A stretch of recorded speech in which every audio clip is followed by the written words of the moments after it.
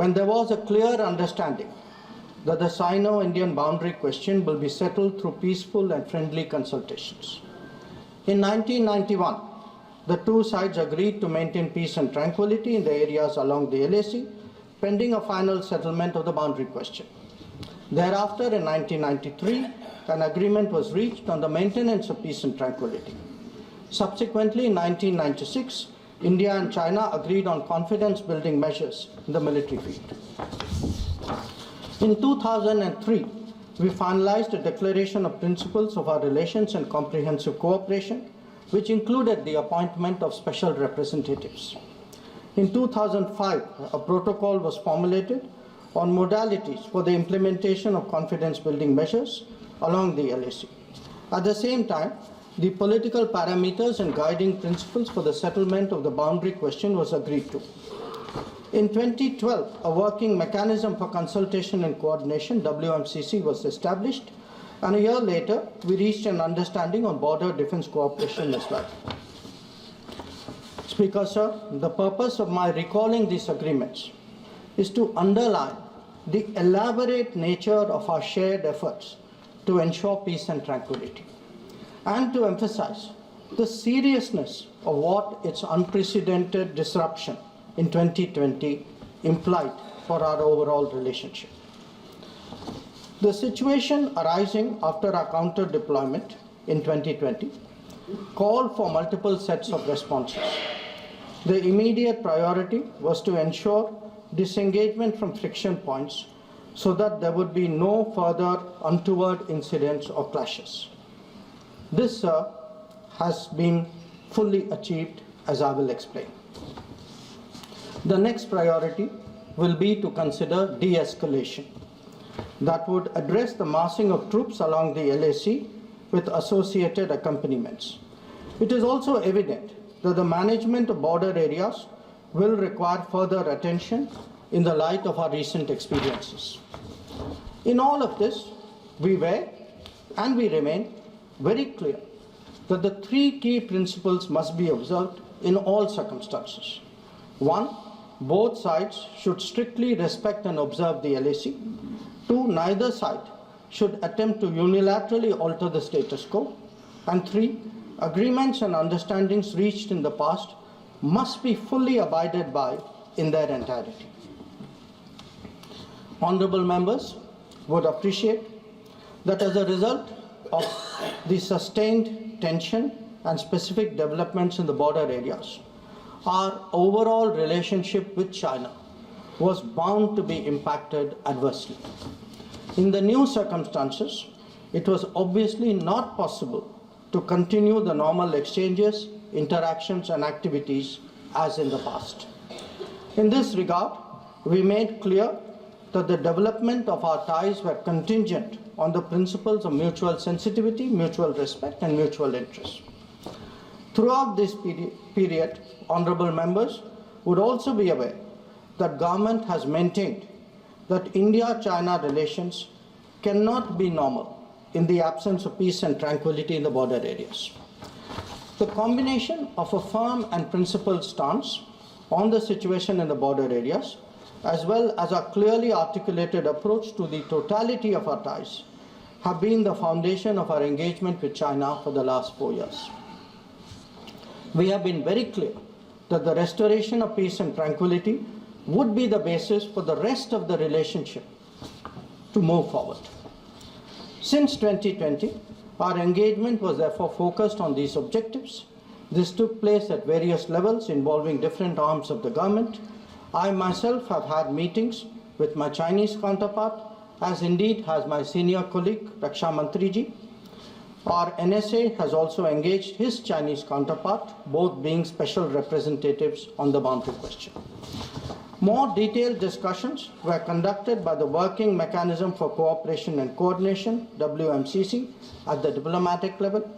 Its military counterpart was the Senior Highest Military Commanders Meeting, SHMC mechanism. The interactions were naturally very tightly coordinated with a combined presence in the negotiations of both diplomatic and military officials.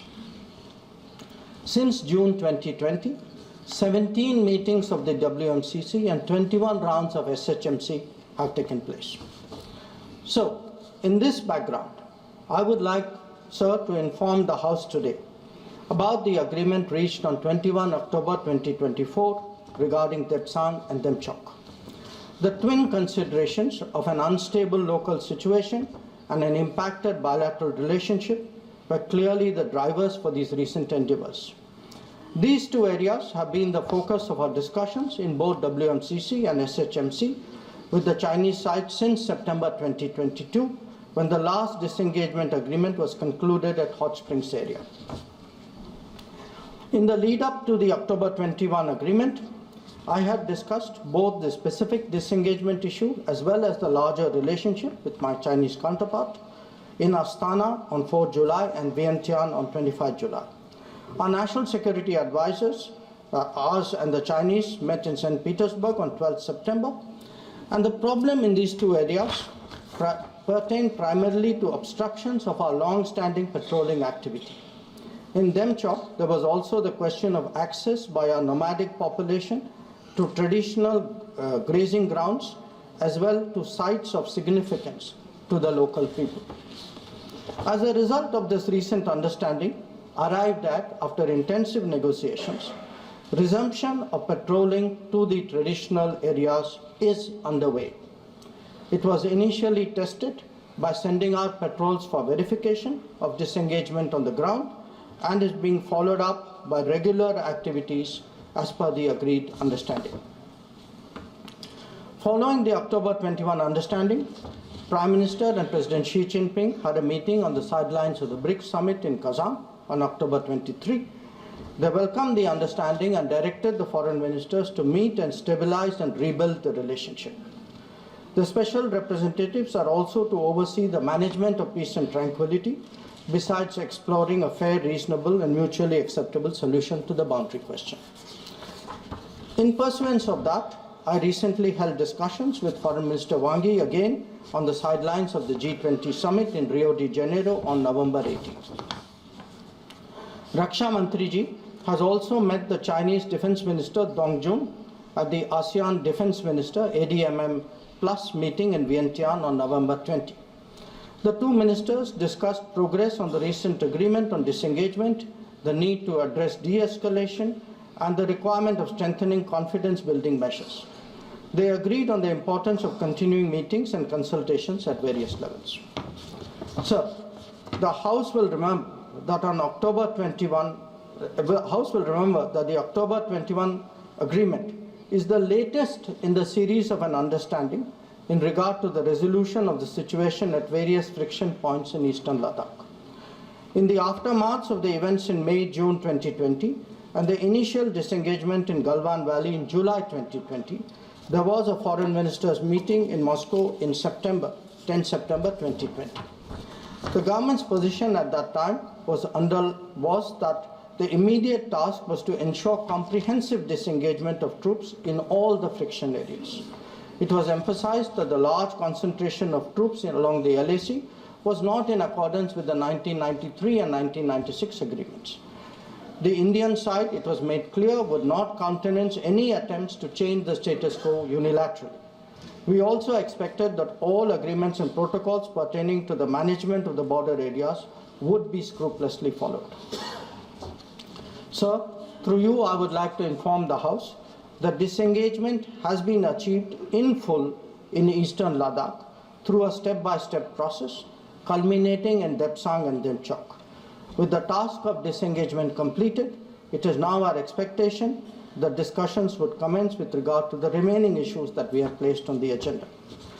For the benefit of honourable members, I would also flag to your attention previous positions articulated by the government in Parliament on this issue. On 15th of September 2020, Raksha Mantriji had made a detailed statement on Chinese attempts to transgress the LAC and the appropriate response given by our armed forces. On the 11th of February 2021, Raksha Mantri had again briefed the House about our disengagement agreement in the north and south banks of the Pangong Lake. Thereafter, in August of 2021, a third phase of disengagement took place in the area of Gogra, whereby troops would henceforth be in their respective bases. The next step took place in September 2022 pertaining to the hot springs area. Again, forward deployments ceased in a phased, coordinated and verified manner, resulting in the return of troops to their respective areas. The most recent agreement, the October 21 agreement, comes in the wake of the earlier ones. It completes the first phase of what we had agreed to in Moscow in September 2020. As members are aware, there is a long history of frictions, transgressions and face-offs in several sectors of the India-China border. This goes back to Barahoti from 1954, to Longju in 1959, to Sumdurongchu from 1986-1995, and Depsang in 2013, amongst others. In the past, earlier governments have agreed to a range of steps to diffuse situations that have arisen at different times, including offers on our side to create demilitarized zones, limited non-patrolling zones, relocation or withdrawal of posts, disengagement of troops, and dismantlement of structures. Different locations have seen different solutions being examined. Where the October 21 understanding is concerned, our objective has been to ensure patrolling as in the past to the relevant patrolling points, as well as resumption of grazing by our civilians as per long-standing practice. This is indeed what we have agreed upon in regard to Depsang and Delchak. In a few other places where friction occurred in 2020, steps of a temporary and limited nature were worked out based on local conditions to obviate the possibility of further friction. This, I must stress, applies to both sides and can be revisited as the situation demands. In that sense, our stance has been resolute and firm and serves our national interests fully. The ensuring of our national security in this manner is the result of cumulative and coordinated endeavors of many parts of the government, obviously centered around our defense and security forces. The competence and professionalism of our services in this period was displayed in our speedy and effective counter-deployment. In the negotiations with China, the defense and diplomatic arms worked in lockstep to ensure that our national interests were comprehensively met. Sir, in that context, the House would also recognize that there has been a significant improvement in the border infrastructure, which has made such effective counter-deployment possible. This is reflected, amongst others, in the increase of border infrastructure allocations in the last decade. The Border Roads Organization, BRO, alone has incurred 3 times the expenditure level of what it was a decade ago. Whether it is the length of the road networks, of the bridges, or the number of tunnels, there has been a substantial increase over the earlier period. Notable milestones in recent years include the Atal Tunnel to Lahul Spiti, the Sela and the Nechifu tunnels to Tawang, the Umlingla Pass Road in southern Ladakh, and the extended opening of the Zojila axis. Work is progressing on some strategically important roads and airfields in Ladakh. The adoption of new technologies in high altitude, remote, inaccessible and permafrost areas has also been significant. All of this reflects the government's firm commitment to protecting our borders and ensuring that our armed forces get the facilities and the logistical support that they deserve. Finally, sir, let me share with honorable members our expectation regarding the direction of our ties with China in the near future. Our relationship had progressed in many domains, but was obviously negatively affected by recent events. We are clear that the maintenance of peace and tranquility in border areas is a prerequisite for the development of our ties. In the coming days, we will be discussing both de-escalation as well as effective management of our activities in the border areas. The conclusion of the disengagement phase now allows us to consider other aspects of our bilateral engagement in a calibrated manner, keeping our national security interests first and foremost. In my recent meeting with Foreign Minister Wang Yi, we reached an understanding that the special representatives and the Foreign Secretary level mechanisms will be convening soon. I thank you, sir, and the honorable members for their attention, and I'm confident that the government has the full support in addressing the complexities of this economy.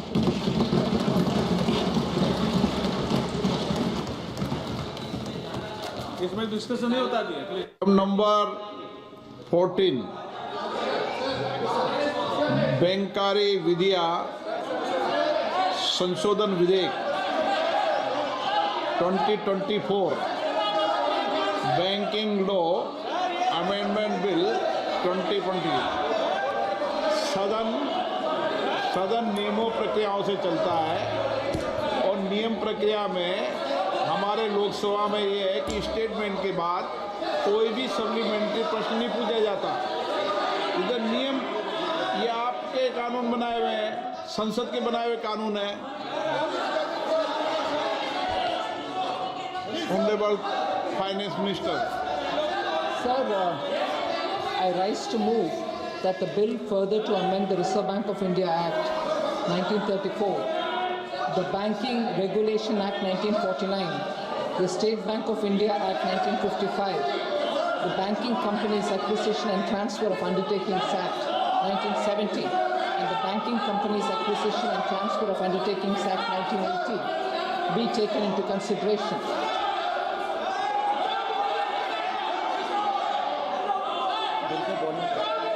आप कुछ बोलना चाहते हैं? Silent. I'll reply, sir.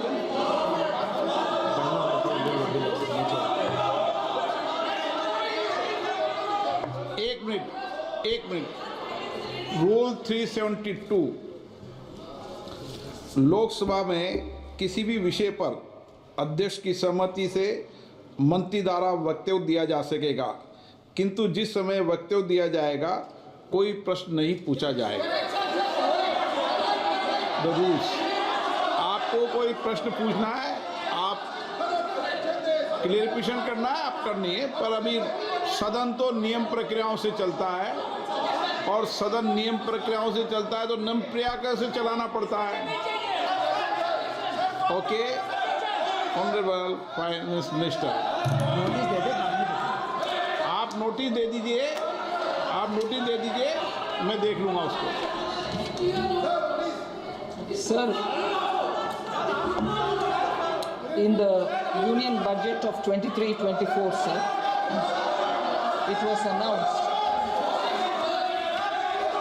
and I had read it. I like to quote, sir, to improve bank governance and enhance investors' protection, certain amendments to the Banking Regulation Act, the Banking Companies Act, and the Reserve Bank of India Act are proposed, unquote, sir.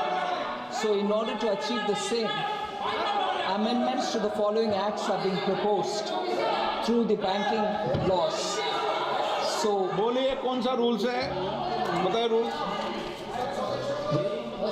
Rule number बोलो sir. शक्तरन call sir, mike दे दो sir. शक्तरन call mike sir practice and procedures of the parliament शक्तरन call sir 155 page number, leader of opposition. No call, sir. The process of parliamentary government is based on mutual forbearance between the opposition and the. Sir, a total of 19 amendments are being discussed here. Reserve Bank of India Act 1934. There is one amendment which is proposed. Banking Regulation Act 1949 has 12 amendments proposed. State Bank of India Act 1955 has 2 amendments. Banking Companies and Acquisition Transfer of Undertaking Act 1970 has 2 amendments. And Banking Companies Acquisition and Transfer of Undertaking Act 1978 have 2 amendments. So of the 19 amendments that we are talking about, we are proposing through the Banking Laws Amendment Bill the 19 amendments to be brought in, and of that I would like to highlight 7 of the highlights of the 19 amendments. So these amendments to the Banking Amendments Bill of 2024 are being introduced now. It was actually introduced on the 9th of August 2024. The proposed bill, sir, seeks to improve on governance standards, provide consistency in reporting by banks to the Reserve Bank of India, ensure better protection for depositors and also for investors, improve audit quality in public sector banks, and also to increase the tenure of directors other than the chairperson and whole-time directors in cooperative banks. So in specific, if I have to highlight the 7 of the 19 amendments that are being brought in now, I will, in a sequence, talk about amendments to the Banking Regulation Act, sir. The first one in the Banking Regulation Act is to allow up to 4 nominees. Sir, this includes provisions for simultaneous and successive nominations, offering of greater flexibility and convenience for depositors and their legal heirs, especially concerning deposits, articles in safe custody, and also of safety lockers. So that is the first of the 7 amendments that I'd like to highlight. 19 amendments in total, but I'm highlighting 7. Of the 7, this is the first one. The second that I'd like to highlight, sir, is again amendment to the banking regulation, sir, which actually revises the reporting dates for the submission of statutory reports by banks to the Reserve Bank of India from reporting every Friday, to the last day of the fortnight, month or the quarter. So this change will ensure consistency in reporting, sir, and that will make it easier for even those who want to observe the Indian economy or the way in which banks follow statutory reporting. So that is the second of the 7 highlights that I want to say of the total 19 amendments that we are bringing now. So then the third of the amendments to the Banking Regulation Act is extending the tenure of the directors, excluding those of the chairman and the whole-time directors in cooperative banks from 8 years to 10 years. So then the 4th amendment to the Banking Regulation Act, there are 12 amendments only to the Banking Regulation Act, but I'm highlighting some of them. So the 4th one is the amendment to Section 5 of the Banking Regulation Act 1949, which will redefine substantial interest. The expression substantial interest is getting redefined. The threshold for shareholding of a substantial interest will be increased from 5 lakh rupees to 2 crore rupees, reflecting the present value as the same as was last fixed in 1968. The 5th of the Banking Regulation Amendment Act, sir, I already mentioned that there are total of 19 amendments that we are coming along with now, and of the 19, 12 pertain to the Banking Regulation Act. So the 5th one is amendment to subsection 3 of the section 16 of the Banking Regulation Act to allow a director of a central cooperative bank to serve on the board of a state cooperative bank. Normally, sir, in bank, when you appoint directors, they can hold the position of a director only in one institution and not in more.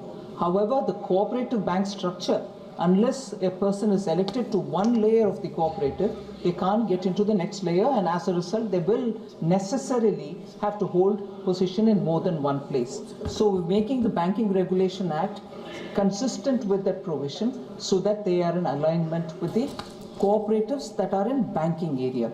Obviously, I would like to mention for clarification's sake through you, sir, to the Honorable House, that when we are touching matters related to cooperative acts, I think that's very important for me to clarify right at the beginning, that it is only the banking aspects of cooperatives, those cooperatives which are functioning as bank as well, only in their banking activity are these amendments going to come into play once the House passes it.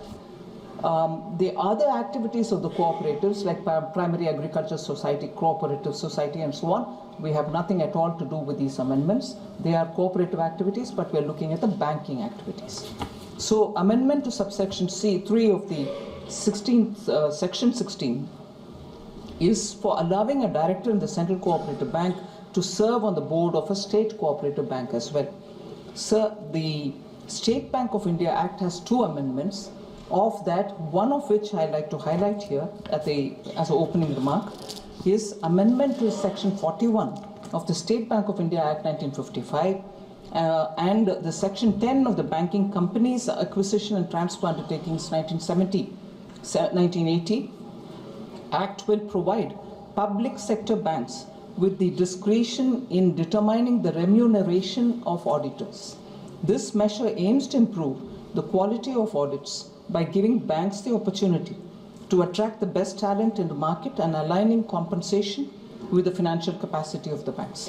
So these are the proposed amendments. I've highlighted some of them. There are 19 of them. They pertain to at least 5 of the major acts which are inclusive of Reserve Bank of India Act, Banking Regulation Act 49, State Bank of India Act 55, Banking Companies Act 1970, Banking Companies Act 78. So with these opening remarks, I submit to you, sir, that these proposed amendments will only strengthen governance in Indian banking sector, besides enhancing consumers and customer convenience with respect to nominations and protection of investors. So with that, sir, I would appeal to you that the discussion can be taken up. Gogoi ji, आप वरिष्ठ सदस्य हैं। जब कोई दूसरा विषय शुरू हो चुका है, बिल जब शुरू हो चुका है, तो बीच में पॉइंट ऑफ ऑर्डर नहीं होता। दूसरा कॉल एंड शब्दर कन्वेंशन है, संसद रूल्स रेगुलेशन से चलती है। आप भी तो कन्वेंशन देखते हैं और ये परंपराएं अच्छी होती है, वो मानते हैं। 1 minute, sir. 1 minute, sir. 1 minute, sir. This I agree with you, sir. Call शब्दर मैंने Yes, sir. कहा This is not the issue. परंपराएं This- और परंपराएं अध्यक्ष No, के no, ऊपर no. निर्भर No, करती sir, है। this- परंपराएं अच्छी है, उनको हम लागू भी करते So, sir, Parliament is running through conventions and procedure also. हैं। Yes. As per the convention and procedure, leader of opposition has a great role in parliamentary procedure. Prime Minister has a role, like leader of opposition also has a great role. Now, I am quoting only one sentence. No, the leader of opposition is the official spokesperson of the minority or minorities, and to that, and he seriously watches any encroachment on their rights. His task, though not so difficult as that of Prime Minister, is of sufficiently great public importance because he has maintained a team, basically a shadow cabinet, ready to take over administration. In performing his duties and obligations, the leader of the opposition has to take into account not only the whenever this parliament, sir, you are also a member of the parliament, sir, honorable speaker.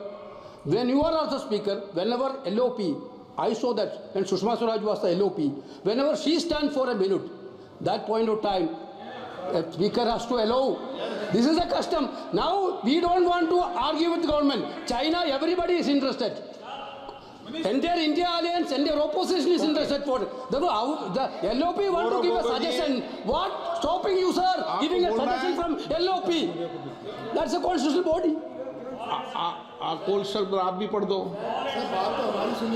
Sir speaker sir, जितनी बातें कही वेणुगोपाल जी ने सहमत हूं sir. Call and सगधर ने लिखा sir, नीचे एक लास्ट में क्या लिखा हो पढ़ दो। नहीं, ये केवल मैं पढ़ देता हूं सर।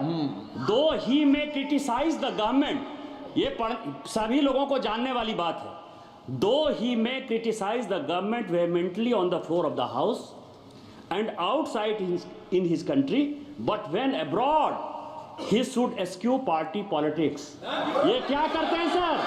ये विदेश जब जाते हैं तो भारत सरकार को क्रिटिसाइज करते हैं। ये कॉल एंड सगदर है सर, ये कॉल एंड सगदर है। कैसा लीडर ऑफ द अपोजिशन है ये सर? कैसा लीडर ऑफ द अपोजिशन है? No comments please. सदन के नेता और प्रतिपक्ष के नेता पर टिप्पणी करने से बचना चाहिए। मैंने कह दिया, सदन के नेता पर और प्रतिपक्ष के नेता पर टिप्पणी करने से बचना चाहिए। सबको कहा है मैंने, इधर भी कहा है, उधर भी कहा है। ये हमारी मर्यादा रहनी चाहिए सदन के नेता के प्रति बोलते समय भी और प्रतिपक्ष के नेता के प्रति भी बोलते समय। गौरव गोगोई जी,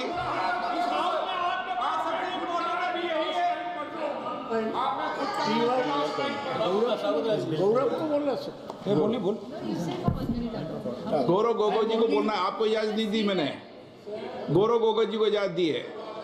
आप बोलना चाहते हैं गौरव गोगोई जी, उनका रिकॉर्ड में नहीं जाएगा, नहीं बोलने की इजाजत दी है, आप नहीं दे सकते उनको इजाजत। ये काम मेरा है, जब आप इस सीट पे बैठ जाओ, जब डायरेक्शन दे देना। आपका हक है, इसलिए तो हम बोल रहे हैं कि आप एलओपी को सुनिए, आपका ही हक है, आपका ही आप ही संरक्षक है इस परंपरा की, और इस महान परंपरा की जो आप संवाद की बात करते हैं, जो शब्द की बात आप उच्चारण बार बार करते हैं, उस संवाद के का ही हम आपसे आग्रह कर रहे हैं कि एलओपी को बोलने दीजिए। में बोलिए, आप ही की बात आपको हम सुना रहे हैं बैंकिंग में बोलना है आपको, आपके ही बात हम बोल रहे हैं सर। बैंकिंग में बोलना आपका ही हक है, और आपने अभी अनुमति दिया, उसके लिए मैं आपका शुक्रिया अदा करता हूं। जैसे कि आदरणीय वित्त मंत्री ने कहा कि ये बैंकिंग का जो ये बिल है, ये बैंकिंग गवर्नेंस और इन्वेस्टर प्रोटेक्शन के संदर्भ में लाया गया है, और ये कुछ अहम एक्ट की संशोधन करता है। कौन से वो अहम एक्ट है? Reserve bank of India act 1934, banking regulation act 1945, state bank of India act 1955, banking companies act 1970। Sir, मैं ये कानूनों का उच्चारण इसलिए कर रहा हूं क्योंकि जब मैं बाद में इन कानूनों का जिक्र करूंगा तो ये मुझे कहा ना जाए कि मैं विषय के बाहर चला गया। मैं इन कानूनों के संदर्भ में banking regulation act, SBI act, banking companies act, RBI act और जो ऑब्जेक्ट्स कहा गया है कि बैंक गवर्नेंस इंप्रूव हो, इसी में ही मैं अपने सारे बातों को रखना चाहूंगा। तो मैं ये डिस्क्लेमर है सर, देर है, बाद में हमको बोला ना जाए।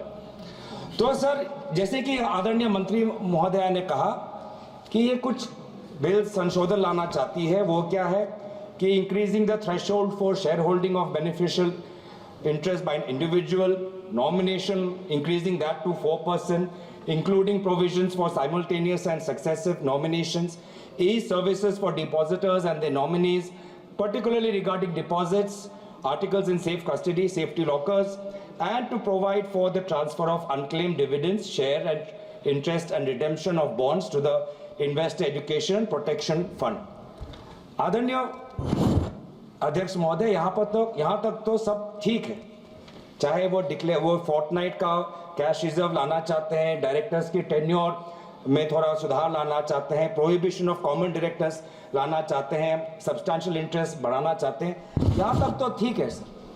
लेकिन सर, ये सारा जो बैंकिंग सिस्टम है वर्तमान के देश के आर्थिक जो हमारी स्थिति है उसके साथ जुड़ा हुआ है, और इस आर्थिक स्थिति में जो आज हम हैं उसकी क्रोनोलॉजी पहले हमें समझनी पड़ेगी, क्योंकि ये बैंकिंग कानूनों को अगर हम सिर्फ आइसोलेशन में देखें तो कहीं ना कहीं आज 4-5 दिन के बाद सदन में दोबारा चर्चा हो रही है, पूरा देश देख रहा है, आपको भी देख रहा है, हमें भी देख रहा है। तो देश चाहता है कि सारे जो मूल मुद्दे हैं उन मूल मुद्दों का उच्चारण हो, विचार हो, विमर्श हो, सत्ता पक्ष अपनी बात रखे, विपक्ष अपनी बात रखे। तो इस कानून के संदर्भ में है, तो अगर कानून के संदर्भ में हमने अगर समझना है तो आर्थिक जो स्थिति का जो ढांचा आज यहां वर्तमान की सरकार ने जो तोड़ दिया है, वो तोड़ को हमें समझना पड़ेगा, जिसकी शुरुआत आज से लगभग 8 साल पहले हुई, 8 नवंबर 2016,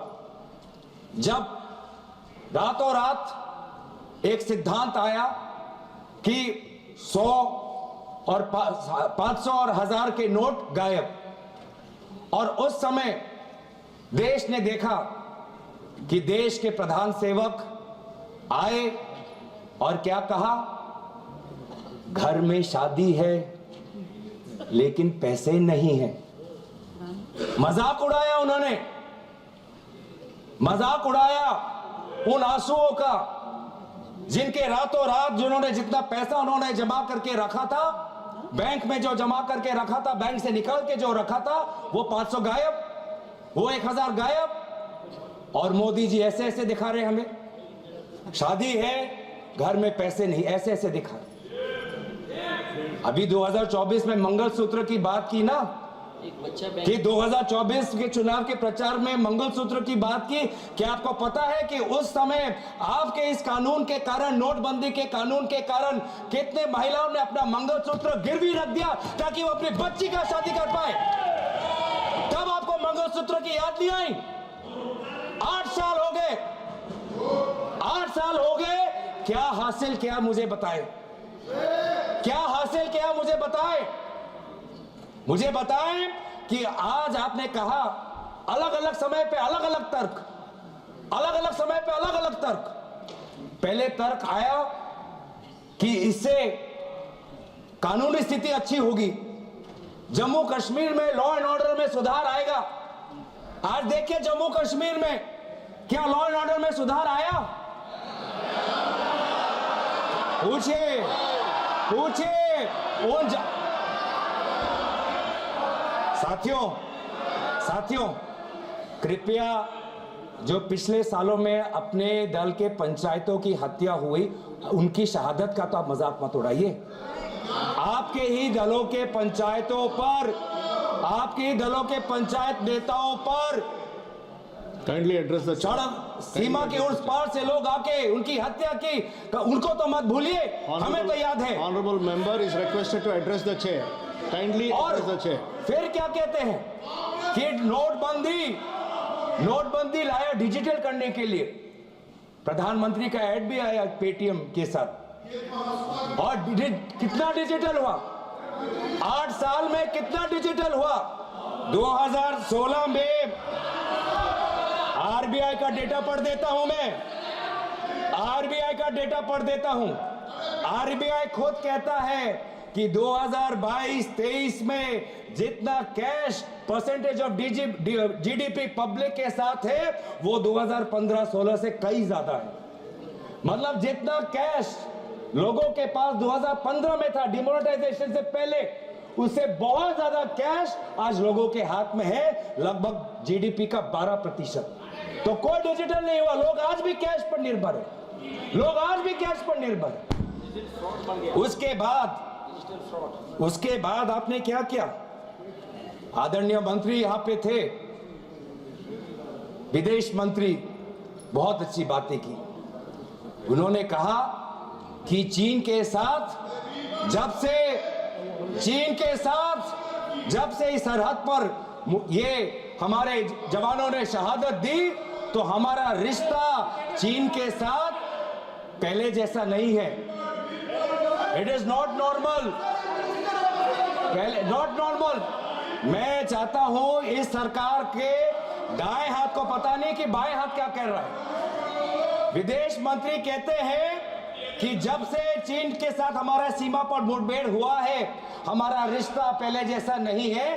पीछे कॉमर्स मंत्री बैठे हैं, चीन से और आयात और बढ़ के आ गया है, चीन से और हम इंपोर्ट कर रहे हैं, चीन से और हम इंपोर्ट कर रहे हैं। ट्रेड डेफिसिट चीन के साथ बढ़ा है, ये है आपका प्रमाण। बड़ी बड़ी बातें कहते हैं कि चीन के साथ हमने लाल आंख दिखाए। क्या लाल आंख दिखाए? आप तो चीनी लोगों को और वीजा देना चाहते हैं, चीन से और आप इंपोर्ट करना चाहते हैं, ये आप लाल आंख दिखा रहे हैं। आप बैठिए। फिर क्या आया?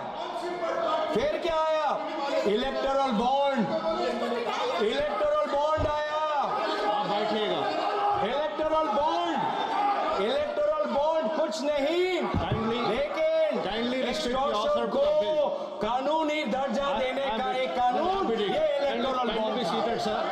Electoral bond please be restricted to the bill. Yes, I am on restricted to the bill. आपको पता है सभापति महोदय, आरबीआई के डेप्यूटी गवर्नर्स ने खुद इलेक्टोरल बॉन्ड का विरोध किया, उसके बावजूद भी सरकार ने एसबीआई पर दबाव लगाकर इलेक्टोरल बॉन्ड निकाला। इसलिए मैं जिक्र कर रहा हूं। और फिर सुप्रीम कोर्ट ने खुद बोला कि ये इलेक्टोरल बॉन्ड नाजायज है।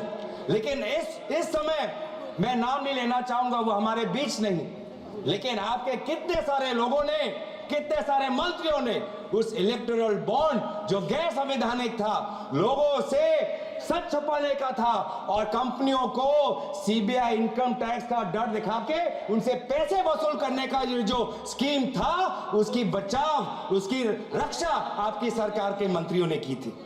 ये है सागर। क्रोनोलॉजी आपको बहुत पसंद है तो क्रोनोलॉजी समझा रहा हूं। माफ करना, थोड़ा 2016 से 2020 के चीन पे आ गया और फिर थोड़ा 2000 से पहले भी चले जाता हूं। उस समय के गुजरात के मुख्यमंत्री कहते थे कि जब यूएस डॉलर के ताल्लुक में इंडिया की करेंसी दुर्बल होती है तो सरकार और कमजोर होता है। यह कहा था कि रुपए और डॉलर के बीच में जब कंपैरिजन होता है, रुपये जितना दुर्बल होता है, जितना कमजोर होता है, देश उतना कमजोर होता है। क्या आपको पता है 84.97 रुपीस का एक डॉलर बन चुका है। सबसे कमजोर डॉलर के तुलना में सबसे कमजोर आज हमारा भारतीय रुपये है। ये क्यों कह रहा हूं? क्योंकि आरबीआई का ये जिम्मेवारी बनता है। आरबीआई का जिम्मेवारी बनता है। ये क्यों कह रहा हूं कि ये बिल जो ये लाए हैं, ये बिल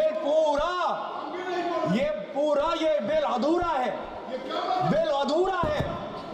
भारत के अर्थव्यवस्था को और सशक्त करने के लिए आपको एक संपूर्ण और एक ताकतवर बिल लाना चाहिए था। फिर क्या आया? फिर आया जीएसटी ने मेरे असम के चाय बागान पे 18% जो टैक्स The banking system को खत्म कर दिया। talk about the bill. Please discuss about the bill. Please discuss about Tax the bill. revenue भी आता है sir. I'm requesting you again. Please discuss about the bill. Thank you sir. ये GST इन्होंने क्या किया है? ये जीएसटी के द्वारा कमजोर और मध्यम वर्ग के कंपनियों की रीढ़ की हड्डी तोड़ दी और इंसॉल्वेंसी एक्ट लाकर बड़े बड़े कंपनियों को हेयर कट का मुनाफा देकर उन्होंने बड़े कंपनियों को मदद की और जीएसटी के द्वारा छोटे और मध्यम वर्ग की कंपनियों की रीढ़ की हड्डी तोड़ दी। Please discuss about the bill. आएगा, आप चिंता मत करिए। जब सत्ता पक्ष भी आएंगे ये भी बातें कहेंगे, आप चिंता मत करिए। सर टैक्सेशन झूठ बोल रहा हूं, झूठ बोला, अभी तक झूठ बोला कोई? अगर झूठ बोला तो मैं झूठ बोला। अगर मैं कहीं झूठ बोल रहा हूं तो Please come to the तो सर ये पब्लिक मीटिंग नहीं। फिर इनकम टैक्स में क्या करते हैं? अरे सुनो, टैक्स में क्या करते हैं? Venugopal ji, kindly be seated. This is happening because एक मंत्री, दो मंत्री, तीन मंत्री, चार मंत्री खड़े हो गए sir. Please be seated, sir. खड़े हो गए डिस्टर्ब करने के लिए। Please be चार seated. मंत्री खड़े हो गए डिस्टर्ब करने के लिए।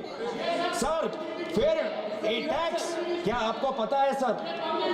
मध्यम वर्ग जो कितना पैसा वो अपना खून पसीने से अपना जो टैक्स का पैसा वो सरकार को देता है। इन्होंने मध्यम वर्ग को कोई रिहा नहीं दी। पहली बार इस साल में देश के मध्यम वर्ग ने इनकम टैक्स के द्वारा कॉर्पोरेशन टैक्स से ज्यादा पैसा इस बार देश के मध्यम वर्ग ने दिया। सर दुख की बात नहीं है that Indians are paying more through income tax than corporations are paying through corporation tax. Is it not sad? Is it not sad that this government gives corporate tax cuts and this government gives no tax relief to the middle class? कहीं दुनिया में कहीं आपने सुना है कि एक time पे मल्टीपल टैक्स रेजिम्स? आपको ये वाला टैक्स चाहिए या ये वाला टैक्स चाहिए? इस साल ये वाला टैक्स दे सकते हो, अगले साल वो टैक्स रिजीम दे सकते हो। कभी ये कहीं भी नहीं है। In no country they are multiple tax regimes. और सर अभी आया, where is it mentioned in the bill? Where is it mentioned in the bill? Please come to the I have bill. time, sir. Yeah, please come I to have the bill. time. I am on finance. I am on economy. What is the Q2 data revealed? Sir, the Q2 data has revealed कि अब तक जो मैंने बोला है वो कहीं मैं हवा में नहीं बोल रहा, सच्चाई में बोल रहा हूं। इस बार का Q2 का डेटा 5.4% सबसे कम है। ये सर पिछले क्वार्टर से सबसे कम है। पिछले क्वार्टर में Q1 में आपका 6.7% था, अब Q2 में आपका ग्रोथ 5.4% आया। ये क्यों आया? क्योंकि आपका इंडेक्स ऑफ इंडस्ट्रियल प्रोडक्शन कम है, क्योंकि आपका जीवीए कम है, इसीलिए हो रहा है, क्योंकि आज अर्बन डिमांड कम है, इसीलिए आज हो रहा है। ये पूरा जो जीडीपी अगर चल रहा है उसका कारण एक है कि government through capex is pumping money, और जिस दिन गवर्नमेंट का कैपेक्स निकल जाएगा, अलग अलग स्कीम्स में पैसा चला जाएगा, रेवेन्यू एक्सपेंडिचर में पैसा चला जाएगा, तो ये सुबूरा का पूरा हमारा इकोनॉमी और खराब हो जाएगा। माननीय गौरव जी, सर, बहुत महत्वपूर्ण। You are Sir, not talking about the bill, you are talking all around, not the bill. Kindly please come back to the bill. I hear you. I hear you. Come back to the bill. I hear you. Sir, इन्होंने क्या कहा था? Please. इन्होंने क्या? I hear you. इन्होंने 2000 अभी कुछ महीने पहले क्या कहा? मैं प्रधानमंत्री की बात कर, मैं प्रधानमंत्री ने क्या कहा? एक है तो सेफ है। प्रधानमंत्री की बात है, प्रधानमंत्री की बात तो सुनोगे, प्रधानमंत्री की बात तो सुनोगे। प्रधानमंत्री ने क्या कहा? एक Sir, है if you do not तो come back to safe the है। bill, I will have to पहले मुझे restrict. समझ नहीं आया I will have to restrict your speech. Sir, for another पहले 5 मुझे minutes. समझ नहीं आया कौन सेफ है। Please, I am giving you कौन last 5 सेफ है? वो minutes to एक come to कौन the है? bill. वो एक कौन है? मैं समझ नहीं आया। फिर मैंने मीडिया की सुर्खियां पढ़ी तो मुझे समझ आया कि एक है तो सेफ है। इसका मतलब क्या? कि अगर मीडिया कंपनी छीननी है तो सीबीआई आपके साथ है, अगर एयरपोर्ट आपको लेनी है तो ईडी आपके साथ है, अगर ऑस्ट्रेलिया में कोयला का माइन लेना है तो एसबीआई आपके साथ है, बैंकिंग अमेंडमेंट बिल के बारे अगर में बोल रहे हैं? सोलर पावर का प्रोजेक्ट चाहिए तो solar energy banking corporation amendment of के इंडिया बारे में बोल रहे हैं? आपके साथ है। आप किस बिल के बारे में बोल रहे हैं? Sir, kindly come back to the banking CBI आपका amendment bill. Income tax ED No, sir. के साथ क्या No. हो हमको पता नहीं। सीमेंट कंपनी अगर चाहिए तो ईडी आपके साथ है, और अगर लैपटॉप और फोन, अगर लैपटॉप और फोन कोई जांच की एजेंसी ले तो एमईए भी आपके साथ है, एमईए भी आपके साथ है। मार्च 2023 में लैपटॉप और फोन हड़प लिया गया, जांच हो रही है, किसको कितना रिश्वत दिया गया भारत को बताया नहीं, लेकिन एमईए को पता था। और अगर हम चाहते हैं कि कोई जांच हो, अगर कोई जांच हो तो एसबीआई भी आपके साथ है। तो इसीलिए जब तक मोदी है, एक है तो सेफ है। क्या कहते हैं? सबका साथ सबका विकास। कहां सबका साथ, कहां सबका विकास? हमें तो बस एक का विकास देख रहा है और एक का साथ ही हमको दिख रहा है। हम और कौन से नहीं, सर, ये अडानी से इतना डरते क्यों है? अडानी से इतना डरते क्यों है सर? अडानी से इतना Last डरते 3 क्यों? sentences are withdrawn from the record. अरे आप They देश should be के deleted सेवक from हो, the record. आप अडानी के yes. सेवक नहीं हो, आप Yes, अडानी के yes. सेवक नहीं हो, आप देश के सेवक हो, आप देश के सेवक हो, When the honorable आप member अडानी is के not in सेवक the house, नहीं you हो। cannot take out his name. कौन सेवक नहीं? When the honorable member is not in Adani the soon house, के you ही cannot हलचल take क्यों? his name. अडानी सुन के ही हलचल क्यों? आप देश के सेवक हो, अडानी के सेवक नहीं। देश की जनता आपको तनख्वाह देती है, अडानी प्लेटफॉर्म नहीं है। तो सर कौन सेफ नहीं? स्पीकर साहब, ये आज के दिन में कौन सेफ नहीं? इनको बिल पे बोलना किसान चाहिए। सेफ नहीं। और जो बिल के खिलाफ सर बैंक में सभापति महोदय इधर रिकॉर्ड से हटाना चाहिए। सभापति महोदय इधर सर, किसान सेफ नहीं। किसान केसीसी लोन का किसान की बात कर रहा हूँ, किसान की बात कर रहा हूँ। किसान को केसीसी लोन रिन्यू करना चाहिए, रिन्यू करना मांगता है, पर नहीं हो रहा सर। केसीसी का लोन उसका रिन्यू नहीं हो पा रहा सर। टाइम है सर, अभी टाइम है कार्रवाई से बाहर हुए सर। युवा शिक्षा लोन चाहता है, लेकिन शिक्षा लोन Sir, I deleted उसको the नहीं मिल रहा बैंक से। I already told that the record is deleted. Startup क्या चाहता है? स्टार्टअप चाहता है कि उसको बैंक से लोन मिले, स्टार्टअप चाहता है कि उसको बैंक से लोन मिले, One second. लेकिन उसके पास Kindly be collateral. seated for a minute. एक मिनट, ये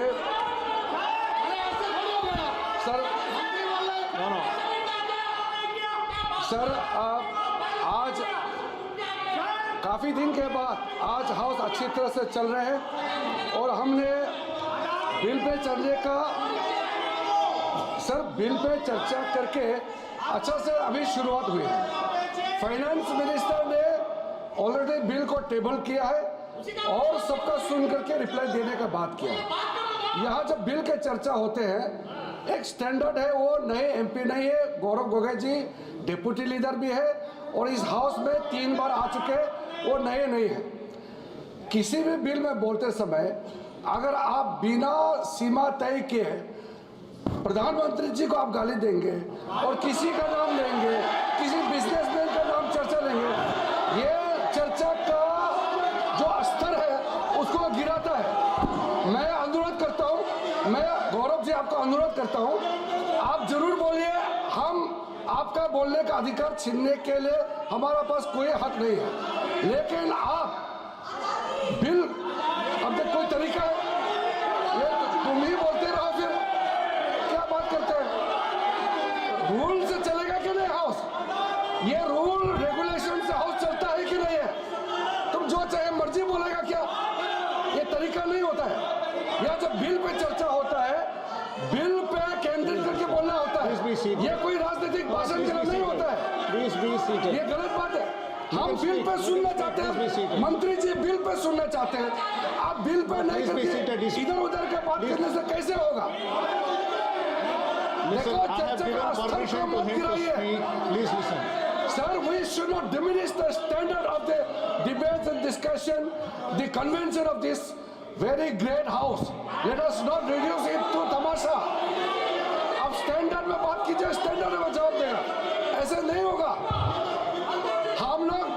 हम लोग आपको इज्जत करते हैं, आपको भी इज्जत करना होगा। One side ये गालागाली नहीं चलेगा। Please listen to him. Nishikant Dubey ji, माननीय निशिकांत दुबे जी।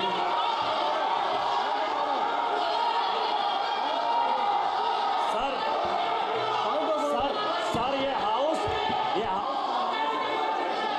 रूल नंबर 94 क्या कहता है sir?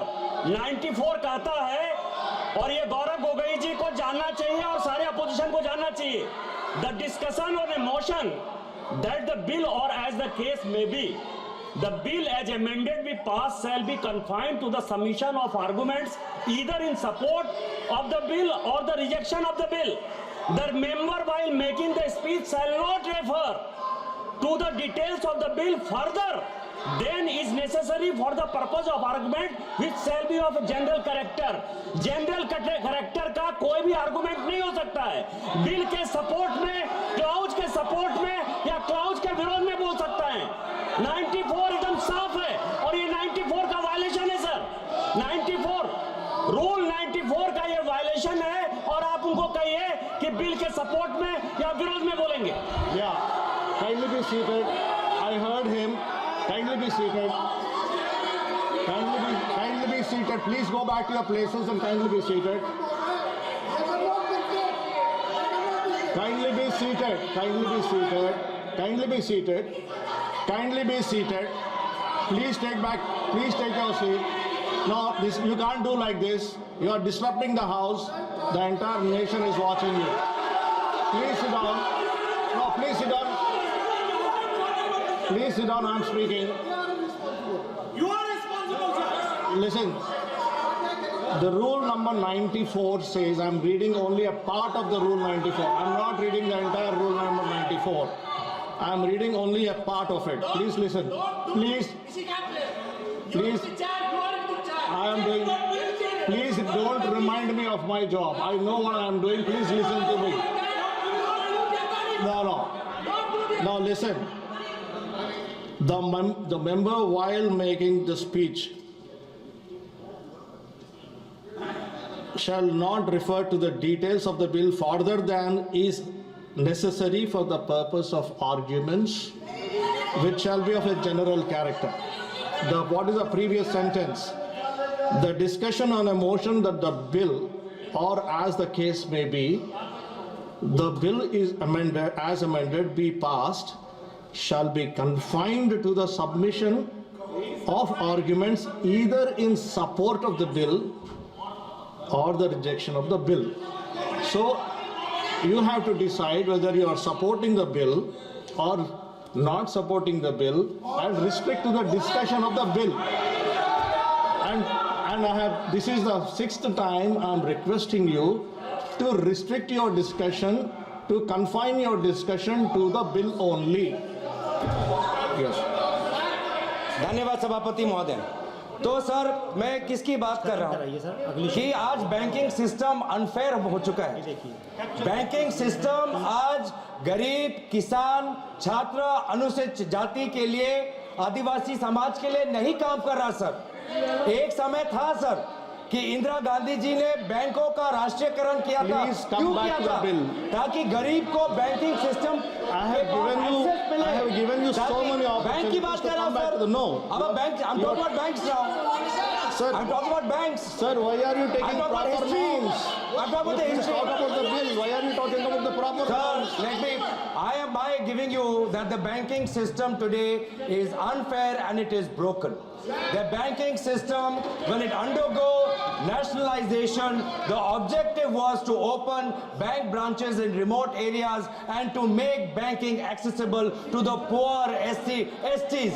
And that is what is not happening today. What is happening with farmers? Farmers who want their KCC loans to be renewed are not getting because their credit rating is not being corrected by the banks. Students who want student loans, who are from ST communities, they want student loans. They are first generation learners. They are not getting student education loans. What is happening to startups, young startups, people who are coming from the poor and middle class, who don't have a land bank as a collateral, but they want to open up a startup, they are not getting bank loans. MSMEs, SMEs who want to expand their bank, they have to run around banks and CEOs and managers. They have to keep going, knocking on doors, but they still don't get the requisite funds to expand the project. And that is why the banking system today is broken. So we also have recommendations to this bill. Thank you, As sir. opposition, we can also recommend. What are we recommending? That banks also must disclose where are their major investments. Because these days, banks are also operating as mutual caps, as mutual funds. Banks are also operating mutual funds.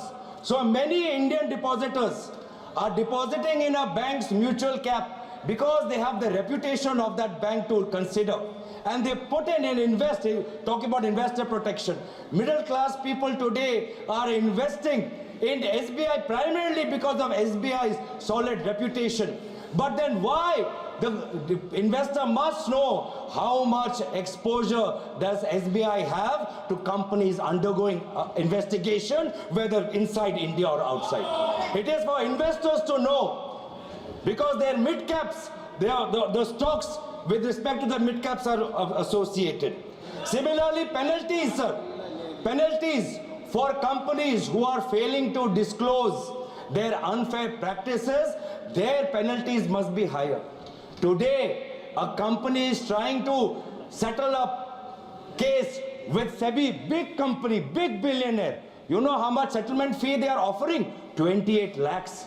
Are they insulting the SEBI? Kindly Are they control, insulting sir. the law? The fourth largest or the fourth biggest, the so-called billionaire, his companies are offering 28 lakhs as Sirji, kindly settlement fee. conclude. This is what happening. So Kindly our conclude. recommendation is that increase the penalties for companies who don't follow shareholding disclosure norms. Kindly conclude. Thirdly, we are talking about governance, talking about boards. We must look at boards of institutions and regulators as well and ensure that no such regulator or bank on its board has any member who has a conflict of interest with a company that is getting the largest of that regulator or the services of that bank. तो इसीलिए मैं बार बार, तो अभी तक मुझे आदरणीय मंत्री ने कहा कि आपने प्रधानमंत्री का, हमने बोला ही नहीं सर, और उल्टा मुझे याद आया, मैं तो उनका मैं धन्यवाद करना चाहता हूं कि अगर कीनिया, बांग्लादेश, श्रीलंका में प्रोजेक्ट चाहिए तो मोदी जी आपके साथ है. ये है आपका एक है तो सेफ है मॉडल. इसलिए हम चाहते हैं सर, आई एम कंक्लूडिंग, इसीलिए हम चाहते हैं sir Please conclude, that yeah. you give more teeth. You give more teeth to SEBI. SEBI wants to investigate, but it has no CBI power, income tax power, ED power. Why? Because CBI, income tax, ED are all busy after opposition politicians. Please conclude. In and what opposition way is it CMs. relevant to the bill now? How will they find where Mehul Chokshi is? धन्यवाद माननीय How will they सभापति find जी, out? आपने मुझे आज मौका दिया है banking law amendment bill 2024 पे अपनी प्रस्तावना को रखने के लिए। जहां तक बैंकिंग सेक्टर का विषय है, इसमें कोई दो मत नहीं है कि आज हिंदुस्तान पूरे विश्व में चौथे नंबर की अर्थस्थिति पे है, इकोनॉमिक पोजीशन पे है। और प्रधानमंत्री नरेंद्र मोदी जी का जो स्वप्न है, जो साकार होने वाला है उनके इसी टर्म में, India is going to become the third most powerful economy of the globe. प्रधानमंत्री माननीय नरेंद्र मोदी जी ने 2047 तक विकसित भारत, इसका स्वप्न देखा है, ये साकार हो रहा है। तो इसलिए बैंकिंग सिस्टम एक रोबोस्ट तरीके से काम करे, उसमें रिफॉर्म्स हो, ये अनिवार्य है। इससे पहले मेरे ज्ञानी मित्र बोल रहे थे, उन्होंने एक है तो सेफ है कहा, मैं कहूंगा ठीक कह रहे थे। जब recognition of the problem in the banking sector, recognition of the problems in the banking sector, and then recovery and resuscitation, recapitalization of the public sector banks और reforms, जब ये चारों आयाम एक हो जाते हैं तो पब्लिक सेक्टर बैंक्स सेफ हो जाते हैं। जब रिफॉर्म्स एक हो जाते हैं तो बैंक सेफ हो जाते हैं। और मोदी जी जब कहते हैं एक है तो सेफ है, वो केवल हम सब के लिए एक मंत्र नहीं है, वो हम सब के लिए हर धारा में, चाहे बैंकिंग रिफॉर्म्स के लिए भी ये महत्वपूर्ण है। As far as the amendment of the banking sector is concerned, Permit him to speak. it is to streamline the banking operations, to align them with the contemporary financial practices. It is the commitment of Prime Minister Narendra Modi to improve the bank governance, and it is to enhance the investors' protection. Also, to enhance the depositors' protection. As far as this amendment is concerned, let me also thank the Honorable Prime Minister and the Honorable Finance Minister who is present in the House, that in fact in this amendment, the number of nominees have been increased. We are talking about the middle class. Today, a middle class person can nominate 4 nominees in succession और simultaneously. हमारे bank में lockers होते हैं, bank से हम locker लेते हैं, article रखते हैं, नॉमिनी का प्रोविजन मुझे आश्चर्य लग रहा है, अभी तक बैंक लॉकर नॉमिनी प्रोविजन नहीं था। मैं धन्यवाद देना चाहूंगा नरेंद्र मोदी जी का कि इस प्रकार से सक्सेशन के साथ 1 2 3 4 इन सक्सेशन इसके बाद ये आप सक्सेशन के साथ नॉमिनीज के नाम को अपॉइंट कर सकते हैं। आज आपने अभी रूल नंबर 94 के विषय में कहा, the ambit should be with in the banking laws, the ambit should be within the rules framed for the reforms of the banking sector. I want to remain within this ambit, within this framework, and want to bring out some very important and pertinent points, sir. Sir, the banking crisis was one of the biggest legacies that we got from, thanks to them, we got from them in 2014. Let me give you a data.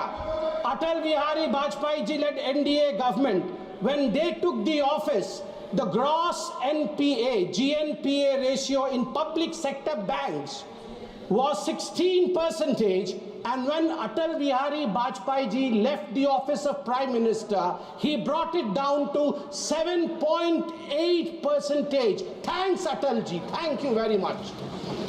In September 2013, when they were in governance concluding side, this ratio went up to 12.3%. Atalji had given them 7.8%. It went up thanks to the phone banking system. Dada, ठीक আছে तो English टा? Phone banking system.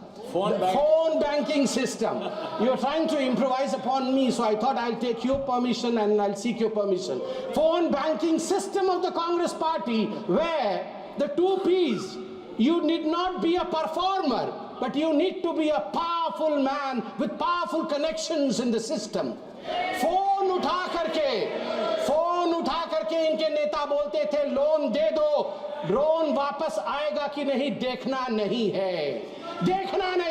ये इसी phone banking system का नतीजा रहा कि हम एनपीए में गले तक डूब गए थे। थैंक यू नरेंद्र मोदी जी, आपने इंसॉल्वेंसी बैंकिंग कोड लाके आज सिस्टम को सुधारने का काम किया है। आज हम आगे बढ़े। आज मैं हाउस से एक निवेदन करूंगा। मैं पहली बार का सांसद हूं, सब ज्ञानी गुणी लोग बैठे। नहीं, आप भी ज्ञानी है सर, मैं आपके ऊपर कोई आक्षेप नहीं लगा रहा। आप ज्ञानी गुणी लोग बैठे हैं। मैं आपसे एक निवेदन कर रहा हूं कि आज आप नगरवाला केस जरूर पढ़ें। हम पार्लियामेंट में खड़े हैं sir. I want to bring to your notice a famous case of 1971. May 24, 1971, there was a phone call. There was a phone call to the parliamentary branch of State Bank of India.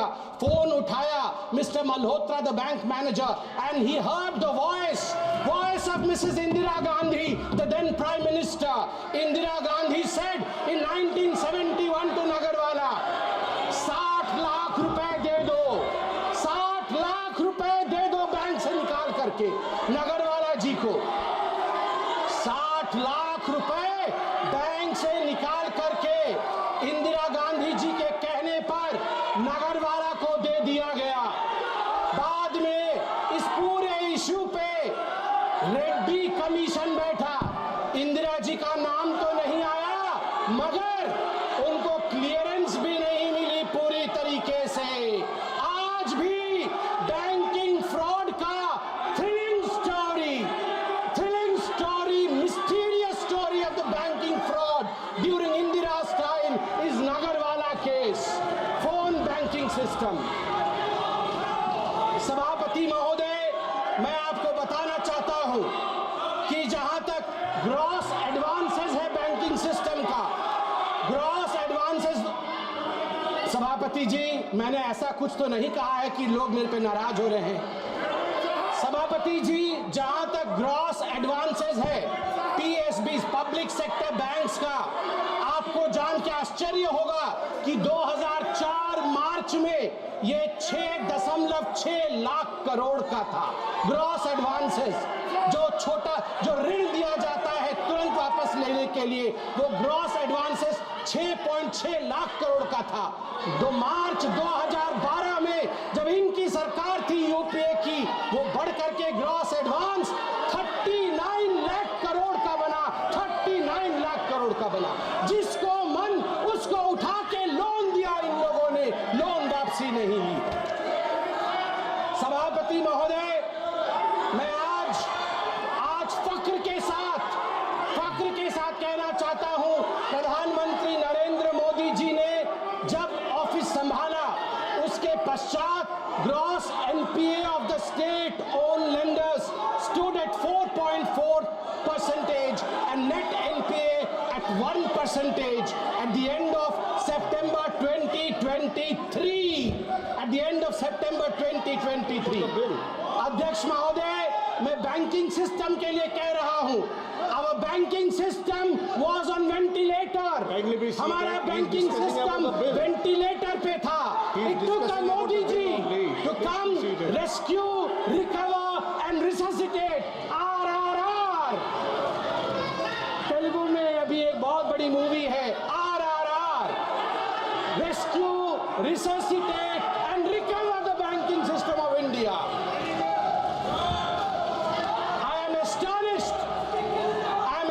Sabhapati Mahoday, that the elevated external vulnerability that the Indian banks were under, the UPA government is whooping. The India's external vulnerability shot up because of over-dependence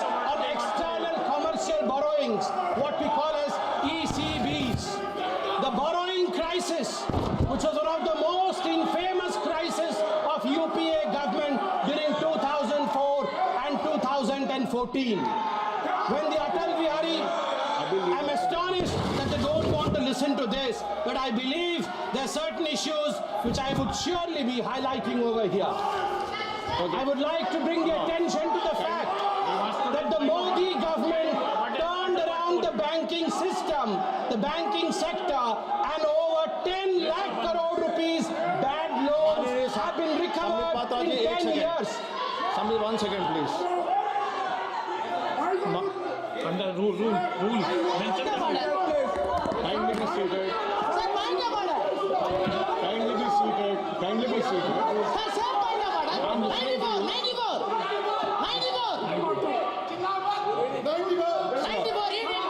I will listen to you. Sir, I will listen to you if you are seated.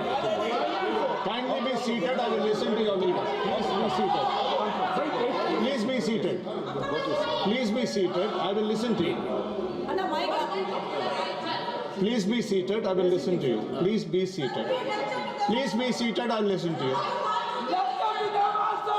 Please be seated. Who is standing?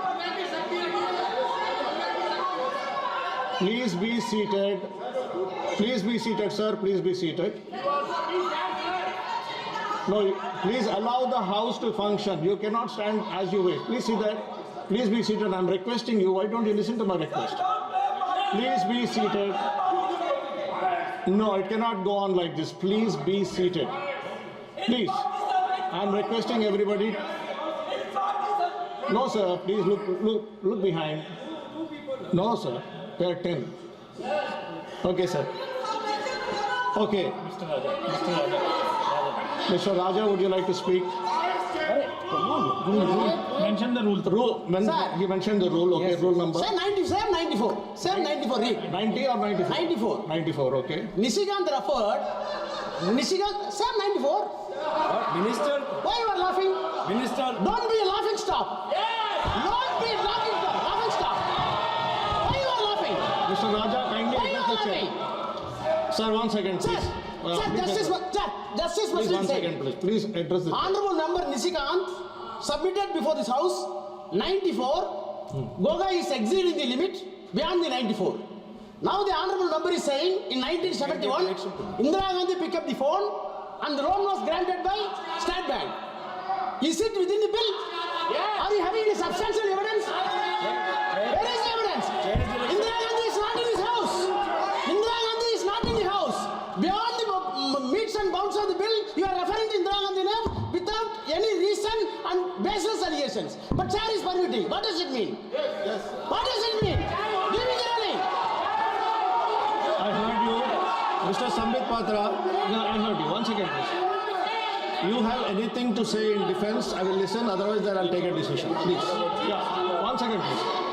Sir, I quote from, please the honorable members, sir, to you, sir, I draw my powers from what you laid in the rule number 94. We have to be within the ambits of the bill that is being discussed, the amendment that is being discussed. Here we are discussing the Indian banking sector and the amendment therein. So of course, the Nagarwala case is one of the foundations on which reforms of the banking sector are based. It is recorded, it is noted. It is a foundation on which the reforms of banking sector are based. And by the way, I would like to remind sir, honorable member, Indira Gandhi did not pick up the phone. Mr. Malhotra picked up the phone. He was the manager. Indira Gandhi, assumedly, Indira Gandhi ji was a caller. So you have got the whole thing wrong. माननीय मंत्री जी, किरण Rijiju. Raja ji, 1 second, please be seated. Please First be of seated. all- I'll give you a chance. first of all, Please be seated. sir, while sitting here, I heard Sir, speaker sir. some of the members from opposition bench said, Chairman, hi. You raised slogans against the chair. I take serious objection to that. Chair के खिलाफ आप इस तरह से टिप्पणी नहीं कर सकते हैं। You can raise rules, you अरे एक मिनट सुन लीजिए, आप रूल के तहत बात रख सकते हैं, लेकिन चेयर के खिलाफ हाय नाराज, आपने जो नारा लगाया, नाराज हो सकते हैं, आप नारा नहीं लगा सकते चेयर के खिलाफ, नंबर 1। नंबर 2, ये कोई तरीका है? ये कोई तरीका है? ये बात करने का तरीका है? ये कोई बात करने का तरीका है? आपका नेता, आपका ये यहाँ कांग्रेस पार्टी का लीडर भी है, डिप्टी लीडर भी है। अगर ऐसा ही कोई भी उठ करके खड़ा करेगा, ऐसे मर्जी से बोलेगा, सदन ऐसे नहीं चलता है। आपको ऑथराइज किया है तो आप उठिए, मगर यह व्यवस्था का बात उठाया। राजा ने रूल को कोट करते हुए कहा, मैं इसीलिए बता रहा हूं, सबसे पहले चेयर के खिलाफ जो नारा लगाया चेयरमैन हाय हाय, ये बहुत गलत है और इसको जरूरत पड़े तो माफी मांगना चाहिए। दूसरा, निशिकांत दुबे ने जो बात, हमारे संबित पात्रा ने जो बात रखा है, उन्होंने एक एग्जिस्टिंग केस को बताया है। कहानी उन्होंने मनगढ़ंत कहानी नहीं बनाया, एक एग्जिस्टिंग केस को उसने रेफर किया है। वो केस उन्होंने कोई यहाँ डिस्कवरी नहीं किया है, इसलिए वो केस रिकॉर्ड में है। वो हम डिस्कवरी करके नया केस तो निकला नहीं, इसलिए मैं चाहता हूँ कि इसके लिए आज बहुत महत्वपूर्ण बिल पे चर्चा हो रही है। आप बिल पे ही केंद्रित रहे, हमारे मेंबर भी बिल पे ही केंद्रित रख करके बात रखेंगे, आपके लोग भी बिल पे ही बोले, ये मेरा आग्रह है। एक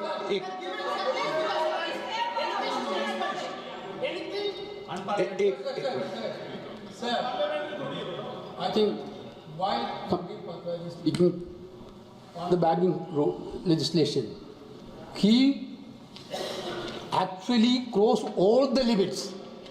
Indira Gandhi ji was assassinated. She is a matriarch of this country. She fought against Pakistan and won the war. Entire Indian are treating Indira Gandhi as a mother. I think I am reminding the members when Pakistan war was won, Atal Bihari Vajpayee told Indira ji was a Durga that point of time. Therefore, I think what word he used? What word he used, sir? Sir, he used the word. Indira Gandhi took the telephone and called the bank manager and asked the bank manager to be. Where he got there? Sir, he was witness there. Even whether he was present there. Okay. Whether he was present there. एक second please एक minute please Venugopal जी, अब please Venugopal please, आपको अरे सुनिए एक minute please. हाँ, मैं एक व्यवस्था दे रहा हूं, एक मिनट प्लीज। अगर आपको कोई ऑब्जेक्शन है तो स्वर्गीय इंदिरा गांधी जी का नाम उसमें से एक्सचेंज कर देंगे, लेकिन मेरी ये अपेक्षा है जो संसदीय कार्य मंत्री जी ने कहा कि चेयर पर कभी भी टिप्पणी नहीं करें। चेयर पे जो बैठा है वो हमारे लिए प्रतिष्ठा का सवाल है। हम अगर सदन की मर्यादा रखेंगे तो उचित रहेगा। आप बोलना चाहते हैं? Thank you, sir. Thank you for giving me this opportunity to speak, sir, in between. एक विषय बोल रही है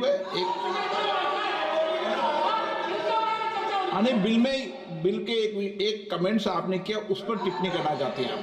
Sir, I will definitely say all this and more during my reply. I will say all this and more during my reply. But no, I have not finished yet. You may thank me afterwards. I have not finished yet, please. Sir. बुला लो उनको। बैठे हैं chair में, बुला लो। हाँ ये sir, आप तो बोलिए। Sir, I'd like to appeal to you, sir. Since the point derived from, 94 and then said confine yourselves to the bill, I'm here wanting to hear and then wanting to reply. And you've taken a very considered call, sir. I respect your view that you would remove the name of former Chief Prime Minister. Equally, I think quoting Atal Bihari Vajpayee ji in the context of he said she was Durga. We all respect Mrs. Indira Gandhi for her achievements. Of course, we equally remember her for emergency. But I think it is important.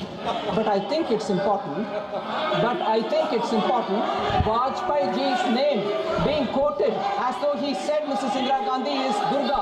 is contentious. There's no proof. There are enough people who said he has not said that. Therefore, even that statement that Vajpayee ji said this should be equally removed. And you have taken a considered call, sir. Why? Mrs. Indira Gandhi is not respected? I said Mrs. Indira Gandhi is respected. Do you have an objection? I said Mrs. Indira Gandhi is respected. Do you have an objection on that? What is this, sir? What is this? Sir, equally. Therefore, I appeal to you, sir.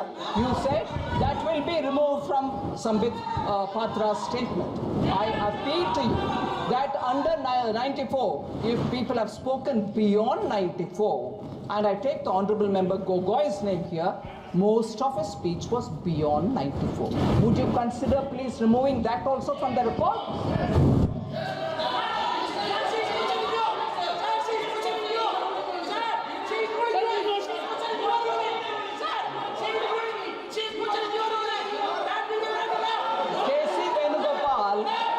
Member K.C. Venugopal is very clued into what I'm saying. And therefore he's saying, I'm challenging you. No, I'm appealing to you to remove Gogoi's complete statement, which was beyond this bill. And equally, the member who said, Chairman, hi, remove that as well, sir. That's my request to you. Please वित्त मंत्री जी ने एक minute please वित्त मंत्री जी ने जो सवाल उठाए हैं,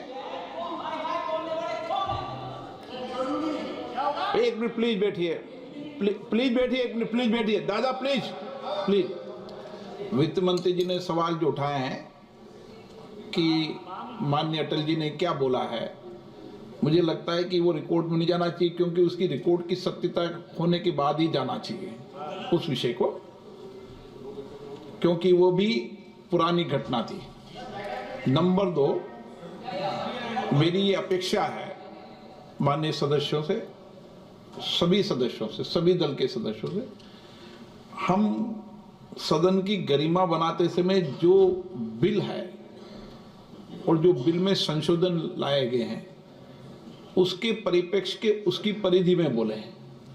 हम यहाँ बिल पर अगर पॉलिटिकल आरोप प्रत्यारोप लगाने लगेंगे तो इससे सदन की गरिमा बढ़ेगी और जो विधेयक पे चर्चा होती है, आप अच्छे संशोधन दो, अच्छे विचार दो, बिल में कोई कमी हो और संशोधन करने हैं तो वो विचार देना चाहिए, क्योंकि जितनी विधेयक पर डिटेल चर्चा होगी, सारगर्भित चर्चा होगी, तो निश्चित रूप से सरकार के विषय ध्यान में आएगा।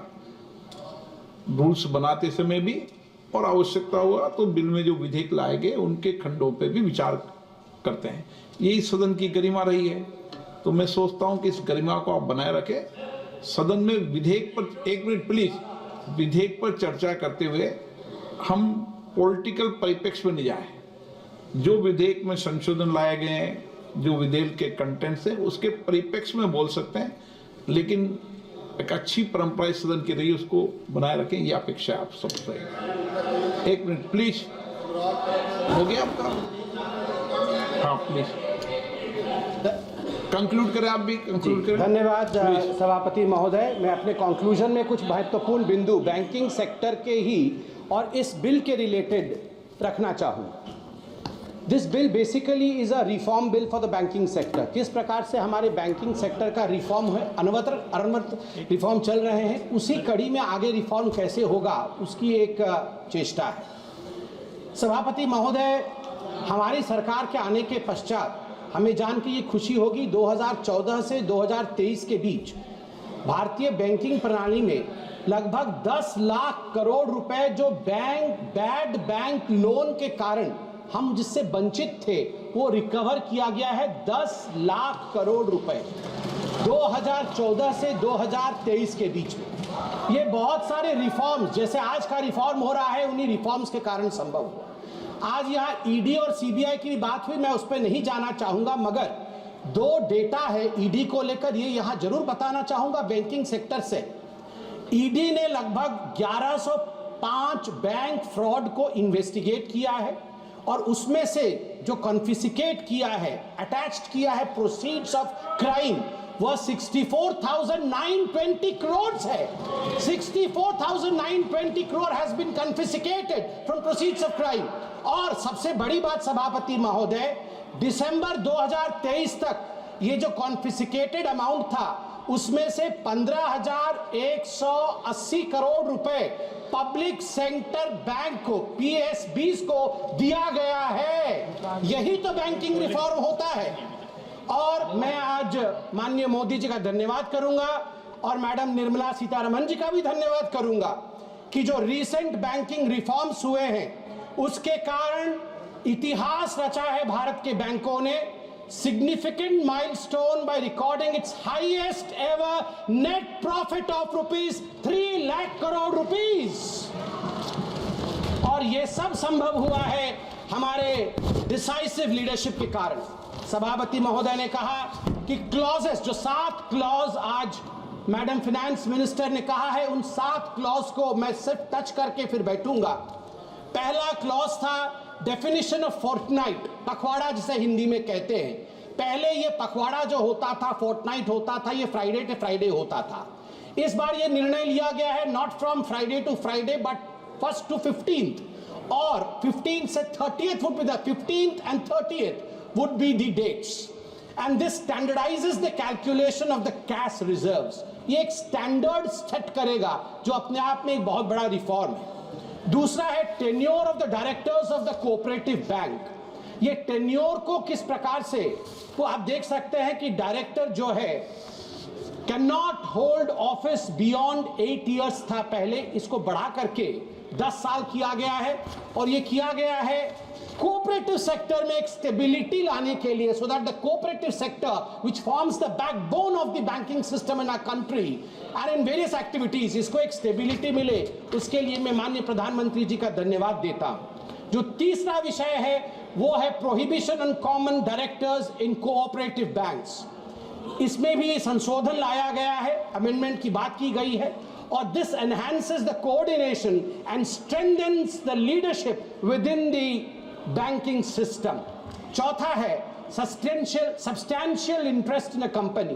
पहले 50% या 10% शेयर या 5 लाख रुपए अगर आप होल्ड करते थे तो आप उसमें डायरेक्टर नहीं हो सकते थे, आपको डिस्क्लोज करना पड़ता था. वो 2 करोड़ कर दिया गया है. स्वाभाविक रूप से दिस फैसिलिटेट्स, बड़े इन्वेस्टर्स को फैसिलिटेट करेगा, जिससे हम सबका भला होगा, गरीबों का भला होगा. सेटलमेंट ऑफ अनक्लेम्ड अकाउंट्स एक बहुत महत्वपूर्ण क्लॉज है. अनक्लेम्ड अकाउंट 7 वर्षों के बाद अब वो अनक्लेम्ड अकाउंट्स IEPF में जाएंगे and any individual who subsequently wants to claim their unclaimed accounts, shares, interest can claim it back. I congratulate madam finance minister for bringing in this clause. And lastly remuneration of the auditors. अब जो पहले stringent major था कि RBI ही इस पर निर्णय लेती थी कि रेन्यूमरेशन कितना होगा, ये फ्रीडम ऑफ बैंक को दिया गया है कि रेन्यूमरेशन ऑडिटर्स का कितना होगा. This kind of reforms is what is required for the Viksit Bharat of 2047. But it would be an injustice if I do not mention I am a first time member of this house, sir. Previously when I used to watch in the television, once I was watching and the Lok Sabha was in process, I saw the then finance minister, I would not name him because the rule says I cannot name them.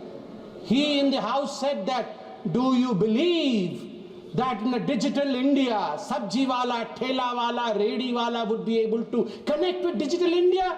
This is not possible. ये संभव नहीं है कि सब्जी वाला के पास digital India का कुछ हो सकता है, वो पे कार्ड लेके घूमेगा. Sir, times have changed. Modi ji proved contrary to what the then finance minister was saying.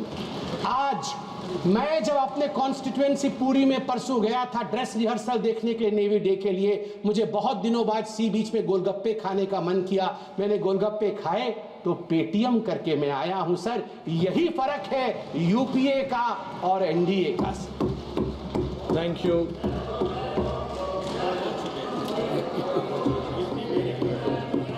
Before I call Shri Rajiv Rai ji, Saugata Rai ji, आपको 1 मिनट. हाँ, Please allow me. Yes, please. 1 minute. 1 second. Sir, while the discussion was going on, Honorable Member Nishikant Dubey referred to Rule 94. The discussion on a motion that the bill, or as the case may be, the bill as amended be passed shall be confined to the submission of arguments either in support of the bill or for rejection of the bill. This is all right, well taken. Thank you, sir. But Thank here, you. sir, please listen to me. Sir, you are also new to the house. Please listen to me. You may pick up a little bit of information from me. We are not in the stage of passing the bill.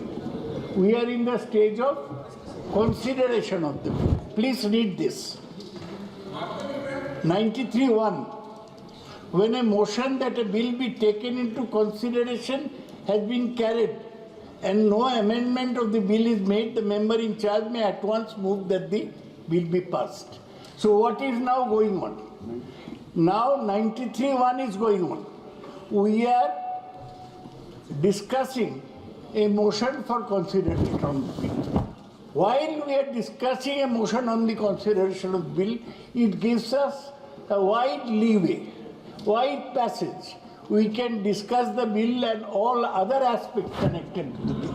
Problem is that liberal lawyers always cite a wrong law to establish their point. That is what Mr. Nishikant Dubey is trying to do. He is trying to be clever by half. By not quoting 93(1) and just reading 94, he is misleading the House. There is wide scope of discussion. Sir, I heard you, sir. Of course, not to the extent that Mr. Okay, one second. Patra did.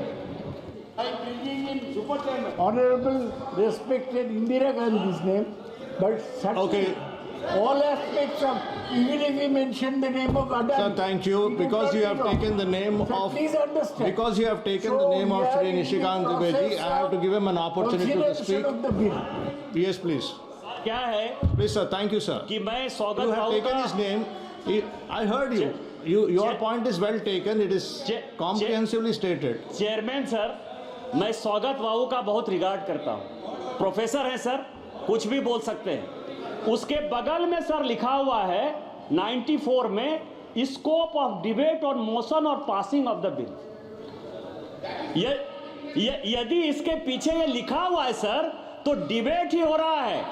आधा truth बताकर पूरे okay प्रयास करें professor साहब, यही मैं अपेक्षा करूंगा इस हाउस से sir. Thank you sir. Shri Rajiv Rai ji. धन्यवाद sir. Shri Rajiv Rai ji. धन्यवाद sir. I have given permission to Shri Rajiv Rai ji. No, please. I have not given permission to you. It has nothing to do. Kalyan Banerjee, see. Has to be interpreted within the line. Rajiv Rai ji, आप बोलिए. आप बोलिए. आप बोलिए. धन्यवाद sir, आपने हमें मौका दिया. मैं अपने राष्ट्रीय नेतृत्व का आभारी हूँ कि राष्ट्रीय नेतृत्व ने मुझे कहा बोलने के लिए. उपाध्यक्ष महोदय, आप बोलिएगा प्लीज. हम बहुत दिनों से सुन रहे थे कि बैंकिंग अमेंडमेंट बिल आ रहा है, तो हमारे जैसे लोग जो गांव के हैं, गरीबों के हैं, बड़ी उम्मीद के साथ सोच रहे थे कि जब सुधार की बात होती है तो सुधार में ये भी बताया जाएगा जिस बीमारियों से सबसे ज़्यादा लोग ग्रसित है बैंक के नियमों से, जैसे सिविल हो गया, बच्चों के लिए एजुकेशनल लोन हो गया, एग्रीकल्चरल लोन हो गया, छोटे छोटे व्यापारियों के लिए हो गया, इन सब बारे में बातें होगी. मैं ये नहीं कहने इंदिरा जी की तरह, इंदिरा जी और अटल बिहारी वाजपेयी जी का नाम नहीं लूँगा, मैं जानता हूँ निकाल दिया जाएगा, लेकिन ज़रूर उम्मीद कर रहा था कि 2000 रुपये के नोट में जो चिप थे वो बता दिया जाएगा कि कहाँ गए और चिप 2000 रुपये के नोट क्यों गायब हो गए. मैं इलीगल थे इसलिए मैं ये भी उम्मीद कर रहा था कि अब तक बता दिया जाएगा बैंकिंग लॉ में अमेंड करके कि जो 15 लाख रुपए आ गए थे वो कब और कैसे बांटे जाएंगे. लेकिन फिर ख्याल आया कि हम किन लोगों से उम्मीद कर रहे हैं. इनके लिए 2 लाइनों के बाद बात करेंगे. इनसे ना उम्मीद करो इतनी सादगी के साथ, इनसे ना उम्मीद करो इतनी सादगी के साथ, ये दौर अलग हैं, ये लोग अलग हैं. अगर इस दौर में इनसे वफा ढूंढ रहे हो तो बड़े नादान हो, जहर की शीशी में दवा ढूंढ रहे हो.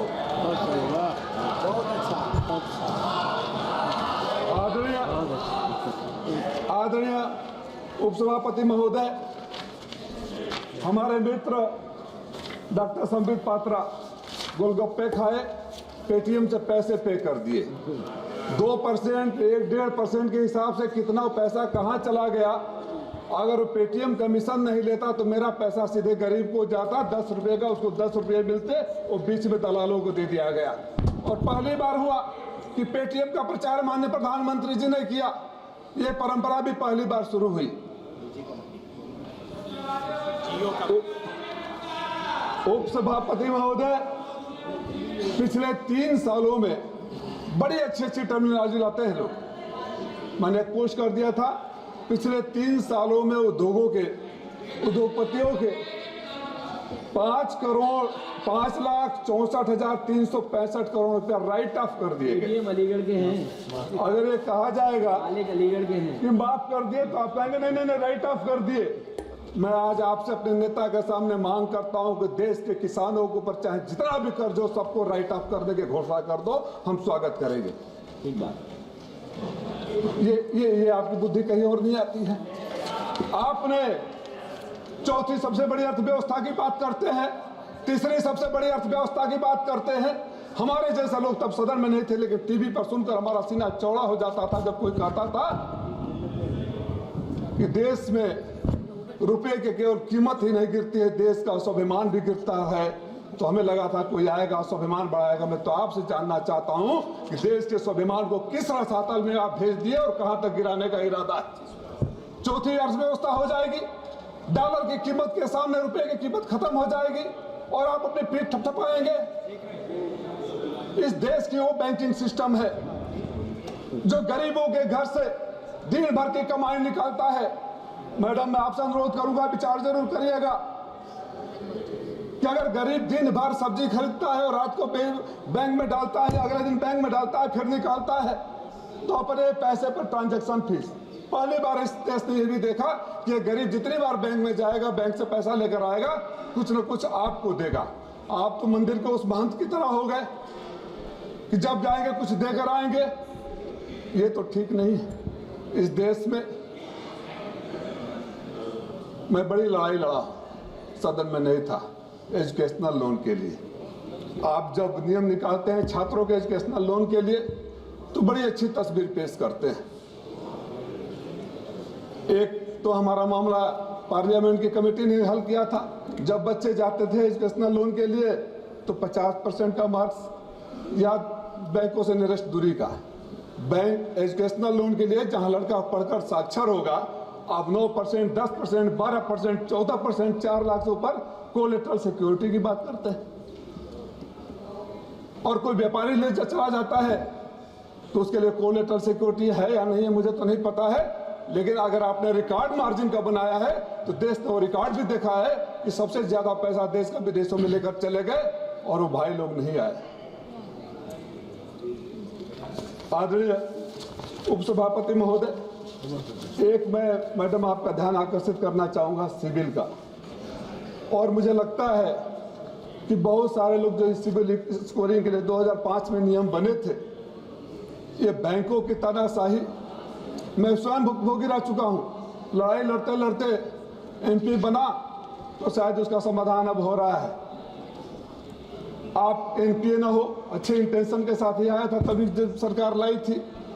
लेकिन ये एक तरफा कानून, क्रेडिट कार्ड सबके पास होगा, आपके पास फोन आएगा, आपको क्रेडिट कार्ड सैंक्शन हो गया है, क्रेडिट कार्ड का पैसा भी चढ़ना शुरू हो जाएगा। एक दिन बड़े पैसे इकट्ठा करके जब घर बनवाने के लिए, बच्चों को पढ़ाने के लिए, बेटी की शादी करने के लिए जब आप जाएंगे तो पता चलेगा कि आपका सिविल स्कोर खराब है। तब आप ढूंढने लगेंगे तो पता चलेगा कि उस टाइम पर एक क्रेडिट कार्ड मिला था जिसको आपकी जानकारी भी नहीं है। बैंक एक तरफा इंफॉर्मेशन लेते हैं, गरीबों का सिविल खराब कर देते हैं, मध्यम वर्गीय लोगों का सिविल खराब कर देते हैं, और जब उसको अपनी जरूरत पड़ती है, कोई तो सिस्टम ऐसा होना चाहिए ना कि जब दोनों तरफ की बातें सुने, बैंक के पास अगर इंफॉर्मेशन जाता है कि ये आपने पेमेंट नहीं किया या यहाँ डिफॉल्टर है, तो बैंक एक बार पूछता है, चाहे सिविल से एक मेल आता, you have received this information from the bank, kindly clarify if you are a defaulter और यू पेड दैट अमाउंट, उसके बाद करना चाहिए। सिविल को सुधारने की जरूरत है। मैं तो समय पता नहीं कितना है, 2005 में एक बैंक से लोन लिया था घर बनाने के लिए, 15 साल तक लगातार बिना एक सिंगल डिफॉल्ट के पे कर दिया।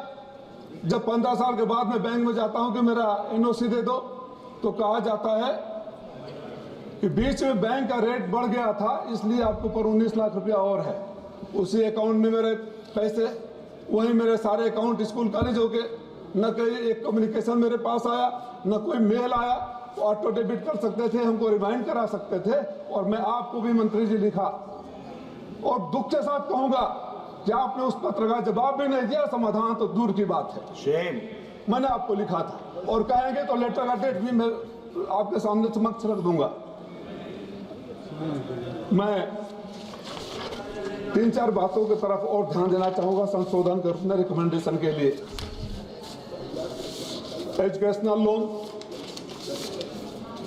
आज के जो बच्चों की पढ़ाई पर खर्च आ रहा है, उसके ध्यान में रखते हुए 20 लाख रुपए तक का लोन ब्याज मुक्त करने की घोषणा सरकार को करनी चाहिए, अगर सरकार सही में उस दिशा में है। डिजिटल करेंसी की बातें होती है, अब तो घर में बैठे बैठे बैंक में पैसा रखने में भी डर लगता है। एक फोन आएगा, फोन की बातें कर रहे थे जब हम और आप सब पैदा नहीं हुए थे, जो व्यक्ति यहाँ नहीं है, और डिजिटल अरेस्ट, पैसा चला जाता है। ये आप ही के टेक्नोलॉजी की देन है ना। नंबर 1 फ्रॉड यूपी में हो रहा है। सबसे ज्यादा फ्रॉड हमारे यूपी में है। लाखों में नामनी का नाम बढ़ा दिया। क्या बताने का कष्ट करेंगे इस सदन को कि अगर मेरे लाकर में करोड़ों रुपया है और चोरी हो गए या गायब हो गए, तो बैंक की लायबिलिटी कितने की बनती है? जहां तक मेरी जानकारी है, बैंक की कोई लायबिलिटी नहीं है। 1 लाख रुपया तक यूपी में 37 लाख से एक साथ चोरी हो गए थे। कानपुर में लॉकर चोरी, गाजियाबाद में लॉकर चोरी हुए, कानपुर में हुए, गाजियाबाद में हुए, आंध्रा में हुए, कुर्ग में हुए। कितना आप निकालेंगे तो आपके पास लिस्ट आ जाएगा।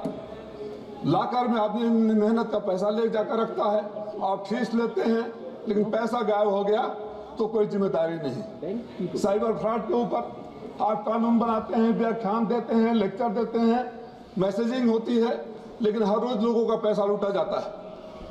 मैं गरीब व्यापारियों के लिए जो कर्ज दिए जाते हैं उनको मैं 20 लाख रुपया, शिक्षा लोन पर मैं 20 लाख रुपया, और किसानों का फिर मैं मांग करूंगा। अगर बैंकिंग रिफॉर्म करना है तो जो आपके मित्र चले गए हैं बाहर, जो इस देश के तथाकथित उद्योगपति चले गए हैं, जिन बातों को कहकर आप सरकार में आए थे, अपने उन पुराने वीडियो को देख लीजिए, अपने पुराने भाषणों को देख लीजिए, उस पर अमल लाइए। और देश के किसान जो भी बॉर्डर पर तरस रहे हैं, भीतर आने के लिए आत्महत्या कर रहे हैं, बच्चे आत्महत्या कर रहे हैं, बेरोजगारी बढ़ रही है, उस पर ध्यान दीजिए, तब बैंकिंग रिफॉर्म होगा। गरीबों का पैसा अपने बैंक में डाल देने से रिफॉर्म नहीं होता है। उस रिफॉर्म का कोई मतलब नहीं है कि आप चौथी अर्थव्यवस्था बन जाइए और एशिया की सबसे कमजोर करेंसी का नाम भारतीय रुपया हो जाए। इन सब तो जा रहे हैं, नहीं कोई बात नहीं, बोला खत्म करो। एक खजांची का जन्मदिन बोले, खजांची बैंक में जो पैदा हुआ उसका जन्म। और हमारे लिए आपकी नोटबंदी, हमारे लिए उस देश के लिए उस नोटबंदी, जो नोट अपने पैसे के लिए बैंक के लाइन में जो माँ लगी थी, माँ लगी थी, और जब बच्चा पैदा हो गया, उस खजांची का जन्मदिन हमारे राष्ट्राध्यक्ष मनाकर आपको याद दिलाते रहते हैं तो नोटबंदी नहीं था। सही कहा गोगोई जी ने, आप तब ठेंगा दिखा रहे थे, आपके लिए अट्टहास का विषय था, आपके लिए गर्व का विषय था। अगर प्रधानमंत्री जी कहे होते कि पैसे तो बैंकों से ले लिए लेकिन मैं विदेश जाने नहीं दिया, तब हम सब ताली बजाए होते। लेकिन प्रधानमंत्री जी खुश थे कि गरीबों के घर में शादी है, बैंक में पैसे नहीं है। तो उन सब पुरानी बातों को सीखते हुए संशोधन की जब बात करते हैं तो कॉस्मेटिक चेंजेस नहीं होने चाहिए, सही संशोधन होने चाहिए। इस उम्मीद और विश्वास के साथ कि संशोधन गरीबों के लिए होना चाहिए, संशोधन किसानों के लिए होना चाहिए, संशोधन छात्रों के लिए होना चाहिए, तब तो संशोधन की बात बनती है, नहीं तो बात बेमानी होगी। आपने मौका दिया, धन्यवाद। माननीय श्री कल्याण बनर्जी जी। सब in connection with the Banking Laws Amendment Bill 2024, I wish to speak on few points. First of all, I am coming to the clause 3 of the bill, where the banking regulation at section 5, in subclause 5 lakh rupees, the word 2 crore rupees or such other amount. Earlier, if you have a 5 lakhs, you could have been a director. Now it has been enhanced up to 2 crore rupees. Whom do you want to bring it? Big industrialists, being capitalists, not the poor people, not the middle class people. Names are on the air who have to be brought in the Indian main economy, that's called banking. You have taken a different route altogether to bring them here. Middle class peoples cannot be now directed, only the rich people. Next point is RBI control of the supervision is being curtailed by this bill. That is last Friday, instead of last Friday, last day will be substitute. Why? Banks, private or government banks, only scared about the RBI supervision. Peoples are having faith on the banks because the RBI ultimately controlling authority is the RBI. RBI is at the top. You are decreasing. Instead of every week, only in the last month. Heavy work will become on the RBI. You have not increased the strength of the RBI's staff. How it can be supervised? Basically, I am completely disputing this and opposing this. Nomination of 4 members. Section 45JA has been amended. 4 persons will be nominated. And as if through the nomination successors' rights are being given, which is completely contrary to well-settled principles of law. Sir, in the case of Ramchandra Talwar and another versus Devendra Kumar Talwar and others, reported in 2010, volume 10, Supreme Court cases 671. While interpreting the same provision, the Supreme Court has said, Section 45-ZA merely puts the nominee in the shoes of the depositor after his death and clothes him with the exclusive right to receive the money lying in the account. It gives him all the rights of the depositor so far as the depositor's account is concerned. But it by no stretch of imagination makes the nominee the owner of the money lying in the account. It needs to be remembered that the Banking Regulation Act is enacted to consolidate and amend the law relating to banking it. It is no way connected with the question of succession.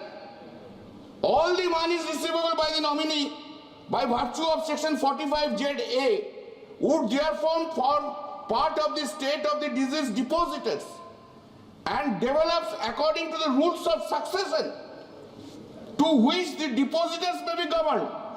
By bringing 4 nominees, you are throwing the battle, you are throwing the cord between the successors. What is the percentage will be given, that will be the... This is completely contrary to all succession laws. Nominee for the timing, hold the money. Why you are bringing 4? This is, I am opposing this. And this 45ZA is now the proposed amendment bill is contrary to the judgment. Now, reduction in the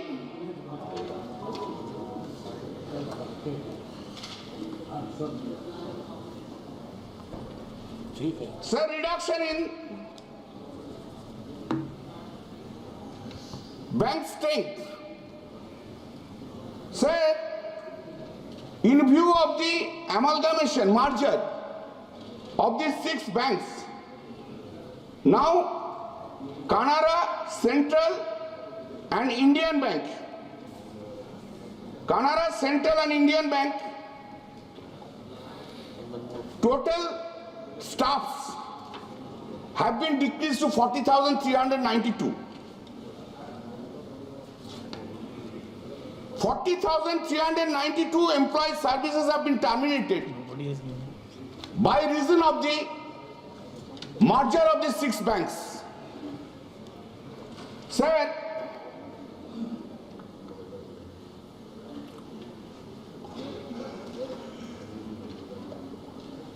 the 2023 banking crisis was a major event that affected the banking sector and the economy globally.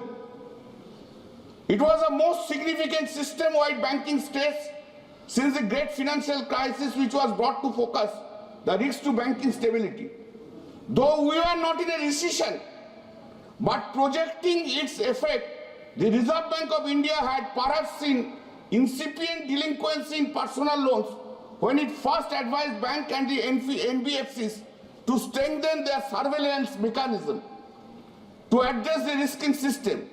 Deposits in the banks and the financial institutions have been declining, with households as they allocate for savings to mutual funds. Today, everywhere in the banking system, the savings are being decreased, interested to the mutual fund. Why? Because of the rate of interest, rate of income tax. If you are in a mutual fund, 10% tax. If you are in the bank, savings bank account, fixed deposit, here 5 years, 10%, there 5 years, 33%. All are going to mutual funds. These income tax principles and policies, of course it is the prerogative of the Honorable Finance Minister, but I will request you to look into the matter. In a case of mutual fund, 5 years I will pay. If I keep him for the 5 years in a mutual fund even, taking a some risk even, I may get 20% from the benefit, I have to pay 10% tax. Whereas if I keep a fixed deposit for 5 years, I have to pay 33% tax. Kindly consider that in your new budget, next budget, kindly consider this point. Now, sir, the GNPA ratio for agriculture was 6.2%, while the GNPA ratio for personal loan was 1.2%. This reduction of NPA is not due to higher recoveries. Most importantly, sir, this Mr. Patru was saying, Finance Minister will say about the NPA. Very strongly they are saying NPA is being decreased, NPA is being decreased. Not because of the recovery of the NPA, but striking off the NPA itself. That is the niceties of the things they have been done. Jugglery of the words. Writing off the NPA. And it has become a common feature now.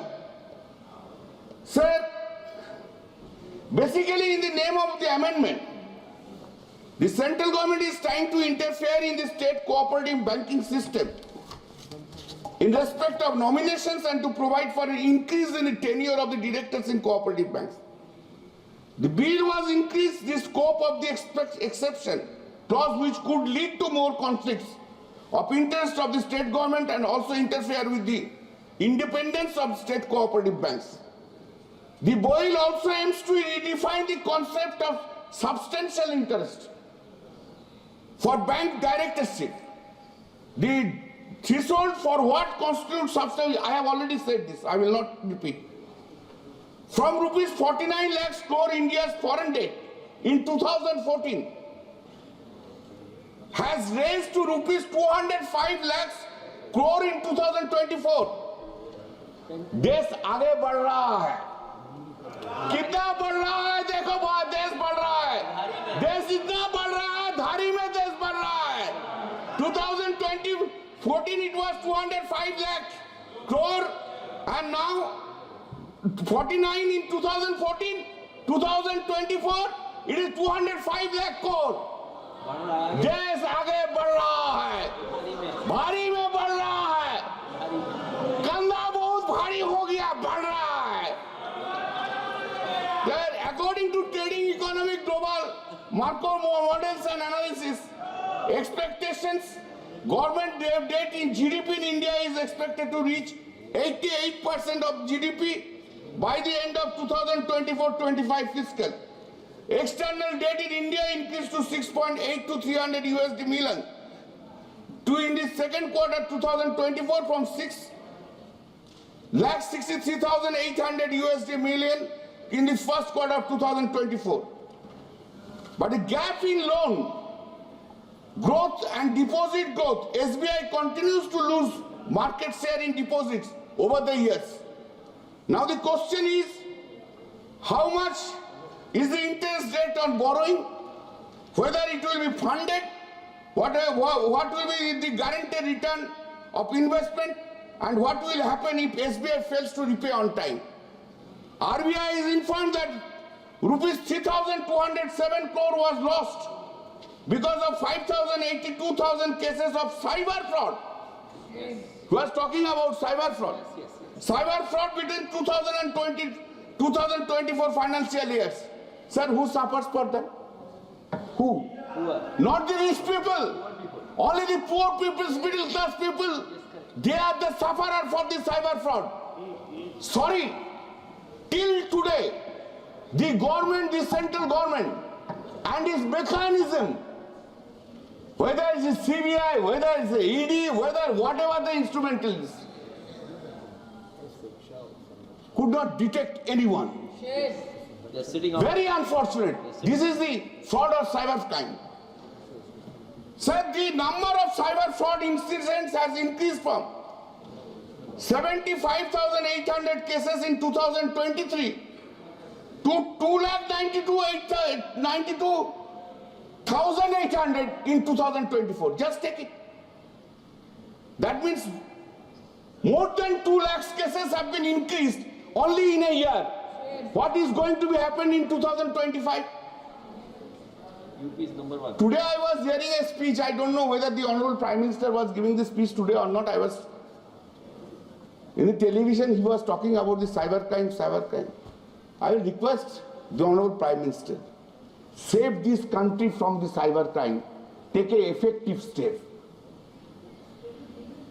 सिर्फ बातों में कुछ नहीं होता है, काम करना पड़ता है, काम कीजिए, कुछ तो काम कीजिए.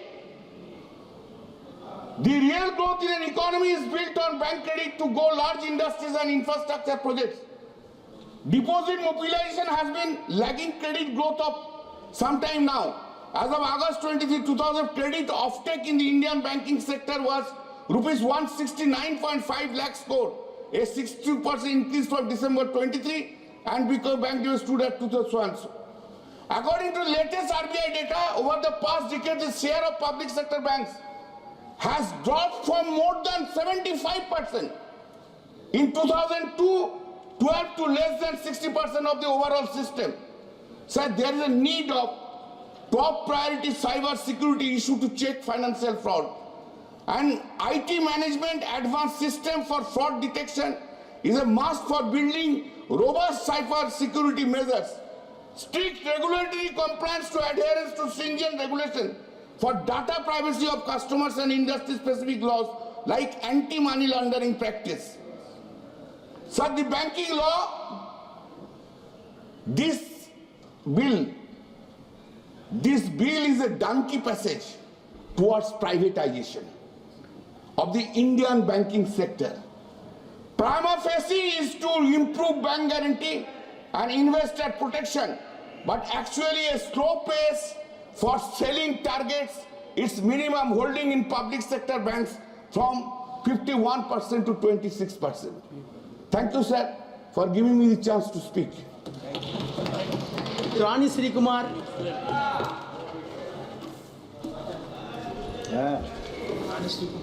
Honorable Speaker, sir, before I start talking about this bill, I would like to remind this House that it was Dr. Annal Ambedkar who laid the foundations of the Reserve Bank of India through his work, The Problems of Rupee. It was based on his recommendations that the Hilton Young Commission proposed the establishment of the Reserve Bank of India. Annal Ambedkar proposed the establishment of the RBI so as to establish a better banking system to ensure better economy and well-being of the citizens of this country. But the BJP-led NDA government has been acting contrarily to the vision of Annal Dr. Ambedkar. This proposed bill aims to amend the Reserve Bank of India Act 1934, Reserve Banking Regulation Act 1949, State Bank of India Act 1955, Banking Companies Act 1970, Banking Companies Act 1980. The proposed amendment act aims to increase the number of nominees from 1 to 4 nominees per account. It has increased the tenure of directors of cooperative banks from 8 years to 10 years. It has allowed the directors of central cooperative banks to serve in state cooperative banks also. This bill enables the transfer of unclaimed dividend shares, interest or redemption of bonds to IEPF when they remain unclaimed for 7 consecutive years. This bill allows individuals to claim transfer or refunds from IEPF. This bill has redefined the term substantial interest by increasing the threshold share from 5 lakhs to 2 crores. There are certain concerns with this bill, especially the idea of dual membership and the extent that tenure poses a serious threat of consolidation of power under some individuals, and also allowing the directors of central cooperative banks to serve in the state cooperative board is a clear encroachment of the independent identity of the state cooperative banks. This is one another attempt by the BJP to make the state as a local body or as a municipality.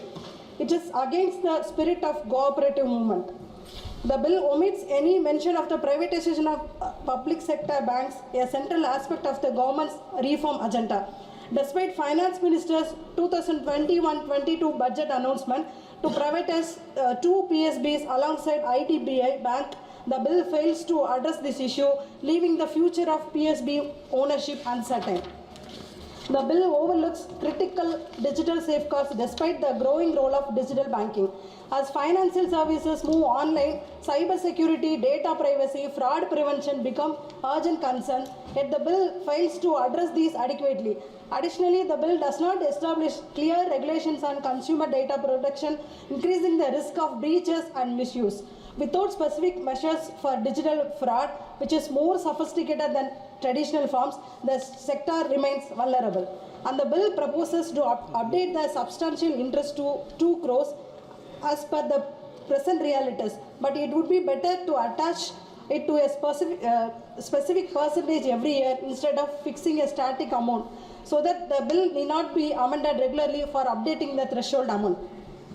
In addition to this, I would like to address certain serious issues in the banking sectors. NPAs. There is always an accusation against the UPA government by the NDA government that the non-performing assets were higher. But in reality, if we look at the data, it shows a very different picture. As per the RBI data in the past 10 years, the gross NPA accumulation under the NDA government in public sector bank was 1.6 times more than that of the UPA government. Write-offs. Another issue that comes regularly along with the NPA is write-offs. As per the replies given by the government in Lok Sabha, it has been found that in the past 10 years, about 16.26 lakh crores of bank loans have been written off, and among them, the loans written off to large corporates stood at rupees 7.4 lakh crores.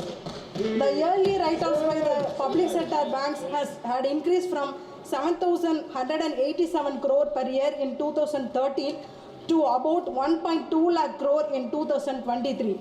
The government justified the write-offs by saying the banks' write-offs are a part of regular exercises by the banks to clean up their balance sheet so as to optimize their capital. But in reality, it affects the net profits of the banks, which eventually affects the private sector lending. The NPAs by the non-priority sector was just 50% of the NPAs during 2012 to 13, but it has touched 80% by 2019. It eventually leads to less credit being availability for the private sector.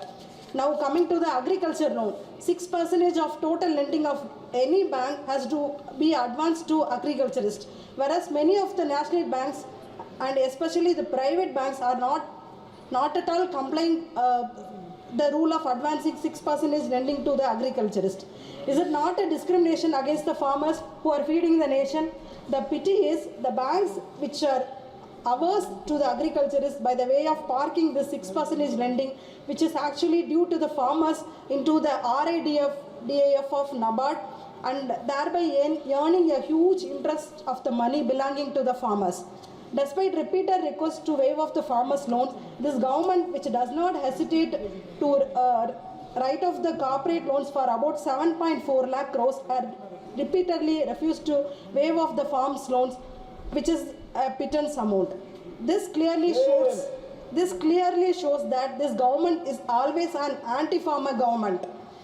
The UPA government during its tenure had waived off the farmer loans worth 72,000 crores, and during his tenure, Muthamal Aringer, Dr. Kalaignar had waived off the loans worth 7,000 crores in the year of 2006. And also under dynamic leadership of Thalapathy, our Tamil Nadu government has waived off 7,000 crores farm loans in cooperative banks and also provided interest-free loans worth 35.85 lakh crore to the farmers between May 2021 and December 2023, and still continues to provide interest-free loans to the farmers. Education loan. As per the education loans are concerned, it should be treated as a welfare scheme. Therefore, the interest waived on such education loans should be scrapped. I submit that levying of interest on the needy students is unacceptable. 5 years moratorium for the repayment of loan should be scrapped. The repayment should start only after the concerned student is employed. Demanding repayment before getting an employment is deplorable. Therefore, the government should consider this demand. In addition to that, multiple conditions are being imposed to provide education loan to the students, leading to complexities and harassments. The process should be simplified for the benefits of the students. Now coming to the penalty on common citizens. Because of NPA and write-offs, the bank has started their burden to push over the common citizens of the country. We are all know that the government restricted the number of withdrawal of free ATM withdrawal of money from their own account. They have increased the minimum balance amount in the past decade. They are charging for SMS also. As per a reply given by the government in Lok Sabha this year, it has been observed that there has been increase of over 35% in penalties collected by the public sector banks in the past 5 years. And the most serious evaluation from the reply that the public sector banks had collected over 8,500 crores from the common people as penalties for not maintaining the average monthly balance. And if we include the private sector banks also, then as per a reply given by the finance ministry in Rajya Sabha, about 21,000 crores has been collected since 2018 by both the public and private banks. The same banks that had waived off about 7.4 lakh crores to corporate loans had collected 21,000 crores from the common people. And in addition to this, the government had collected over 8,000 crores of transaction through ATMs beyond free withdrawals and 6,000 crores as SMS charges. Why the people should pay charges for withdrawing their own money? Hidden charges. Next comes the issue of hidden charges. The banks have been imposed fees on customers that are not disclosed in the key fact statement of the loan, which eventually leads to higher interest rates on these loans. This issue has become so serious that the RBI governor himself raised concern regarding this at the Monetary Policy Committee in June this year. Now coming to the cyber frauds issue. If this is the scenario in the conventional bank arena, the situation of customers utilizing online banking apps is much more worse. As per a recent survey conducted by the community platform called Local Circles, about 6 out of 10 customers have faced issues of hidden charges in online banking platforms. Last year, the RBI Deputy Governor has raised concern about this issue of mis-selling, which is popularly called as dark patterns. With the increase in digitalization, many security issues have been created. In a recent RTA reply, the RBI has stated that the number of cyber fraud cases had increased from 75,800 cases in financial year 2023 to 2,92,000 cases in financial year 2024, and about rupees 2,056 crores were lost due to cyber frauds in the financial year 2024 alone so far. And as per an estimation made by Indian Cybercrime Coordination Center, loss due to cyber frauds could amount 0.7% of the GDP in future. The senior citizens of our country are the most vulnerable group to these online frauds. There has been multiple cases where the scammers have been specially targeting elderly people. The government needs to promote better cyber security measures to protect the elderly from cyber frauds. Gender disparity in banking. There is a continuing gender disparity issue in the banking sector. As per the global Findex database 2021 released by the World Bank, nearly 20% of women lack access to the bank account in India. The gender disparity in accessibility to banking has to be resolved. Lack of accessibility in rural areas.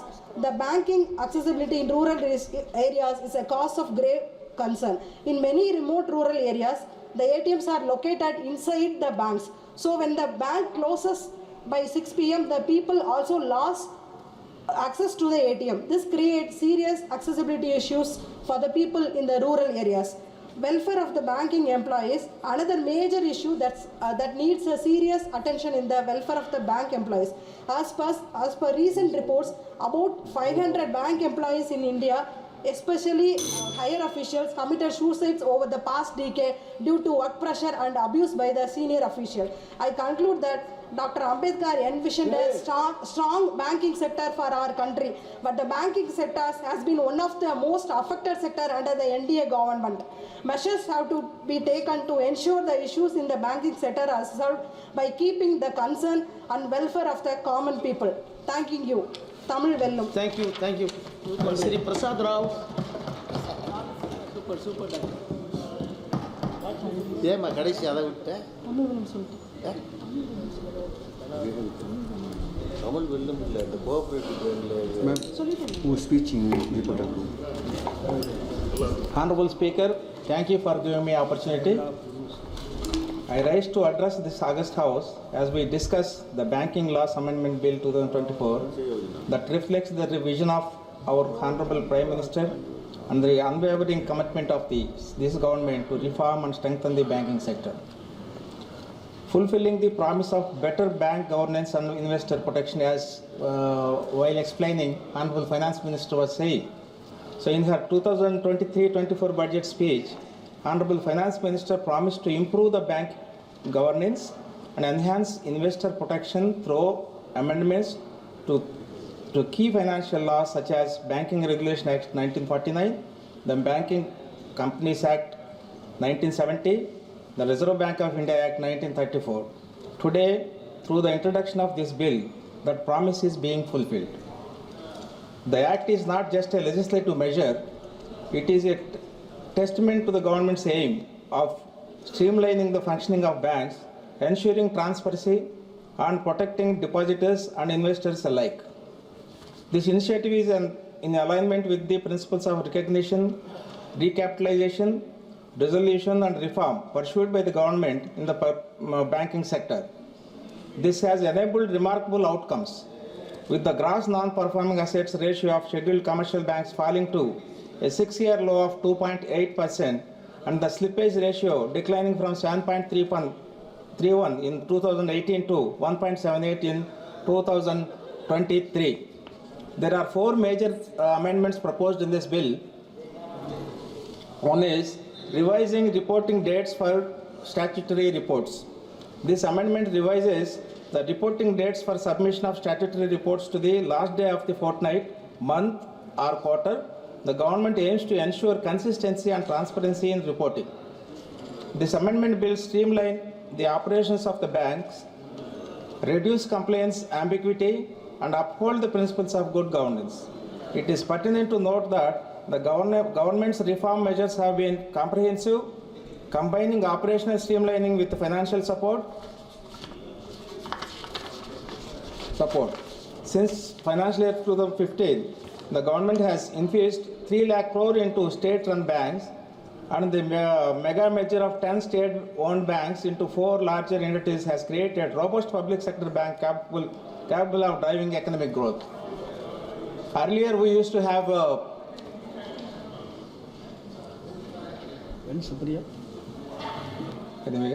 PSBs play a significant role in driving economic growth. This is done by providing timely credit to small business and entrepreneurs.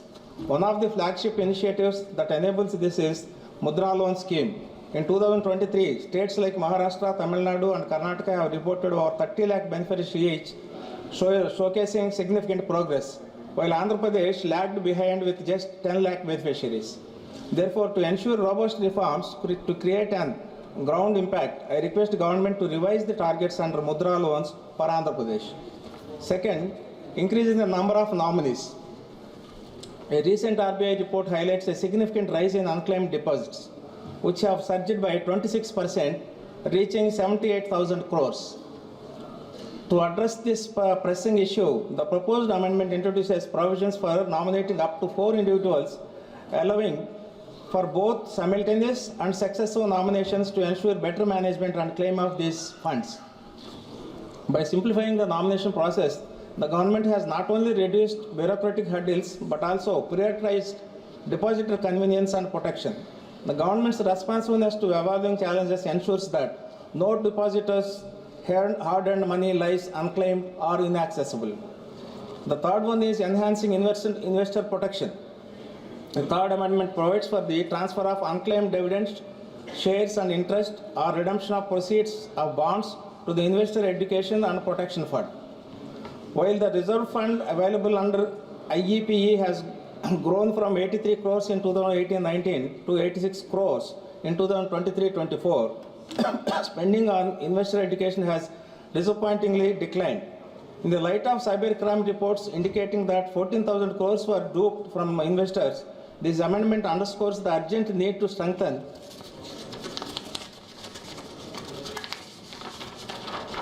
the education and awareness. It is vital that funds under IEPF are effectively utilized to safeguard investors against fraud and exploitation. The fourth one is extending directors' tenures in cooperative banks. This amendment extends the tenure of directors in cooperative banks from 8 years to 10 years. This measure is in alignment with the ongoing efforts in the state of Andhra Pradesh to improve the functioning of cooperative societies. The State Legislative Assembly introduced the Andhra Pradesh Cooperative Society Amendment Bill 2024 to enhance the transparency, efficiency and the management of cooperative societies. Honorable Speaker, this amendment reflects the unified functioning of the double-engine Sarkar, the seamless partnership between the leadership at the center and the states working together for the progress of every sector of our economy. The road ahead, Swarnandhra 2047 and Vikasit Bharat. Under the able leadership of our Honorable Prime Minister Sri Narendra Modi ji and the visionary Chief Minister of Andhra Pradesh Sri Chandrababu Naidu ji, we are building a prosperous and progressive India. The synchronized governance of this double-engine Sarkar ensures that the vision of Swarnandhra 2047, a state of happy, healthy and wealthy people, contributes to the larger goal of Viksit Bharat. So this bill is yet another step towards the robust government, stronger financial systems and empowered citizens. I stand in support of these reforms that pave the way for a brighter and more secure future for all. In addition to that, sir, give me 1 minute. 2 more suggestions for me.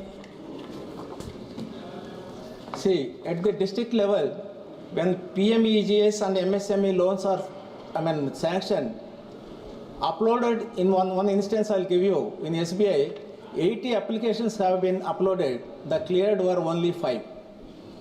So the instruction should be given to the banks so that these people will get the benefit out of it. Another, I request through you, Honorable Finance Minister, to strengthen or streamline the conditions terms for the OTS scheme in banking. And also, while considering the banking recapitalization, I request Honorable Finance Minister to have a stringent and basis, look for the stringent basis for the recapitalization of the banks. Thank you very much for giving this opportunity. Thank you. Thank you. Sri Anil Desai, Honorable Member Anil Desai. Thank you, Deputy Chairman, sir. Banking Laws Amendment Bill 2024 is a proposed legislation seeks to improve governance standards, provide consistency in reporting by banks to RBI, ensure better protection for the depositors and investors, improving audit quarterly in public sector banks, bring customer convenience in respect of nominations, and providing for the increase in the tenure of the directors in the cooperative banks. The bill proposes to amend, namely, RBI Act 1934, Banking Regulation Act 1949, State Bank Act 1955, Banking Companies Acquisition and Transfer of Undertakings 1970 and 1980. So this BR Act 1945 amendment in Section 5, the first amendment, is to redefine the substantial interest, the threshold that the shareholder of beneficial interest by an individual from 5 lakh to 2 crores, as it is being redefined since the last time it was taken up, that was in way back in 1968. But the moot question lies here that it is being raised to 2 crores, the limit is being raised to 2 crores. Whether, I hope the minister would explain that whether is it with a specific purpose or it may give the impression that to accommodate rich as compared to poor, or the banking, one who is well versed with the banking institution. Because I'm stating this because banking industry is one of the major sectors which is indicator of the health of the economy, and in India fortunately banks have been doing well in the last few years. So amendment in Section 10A of the Banking Regulation Act, increasing tenure of directors from 8 years to 10 years, excluding the chairman and the whole-time director in cooperative banks. Now this is to align with the 97th amendment, it is mentioned, which had taken place in 2011. Now 8 to 10 years, now this being a cooperative itself, department being a state subject, would it be in the interest of the state more than the center to decide on this? Though I'm aware that the entire thing of the industry that lies in the finance ministry, and of course RBI is there to regulate the whole system. Further amending Section 16 of the BR Act to allow directors of the central cooperative bank, he can be simultaneously, if he gets elected, he can be director in the state cooperative bank also. Now here also the question comes whether it is with the intention of accommodating someone who's got vested interest, as cooperative banks didn't have a good history as far as state of Maharashtra or other states are concerned.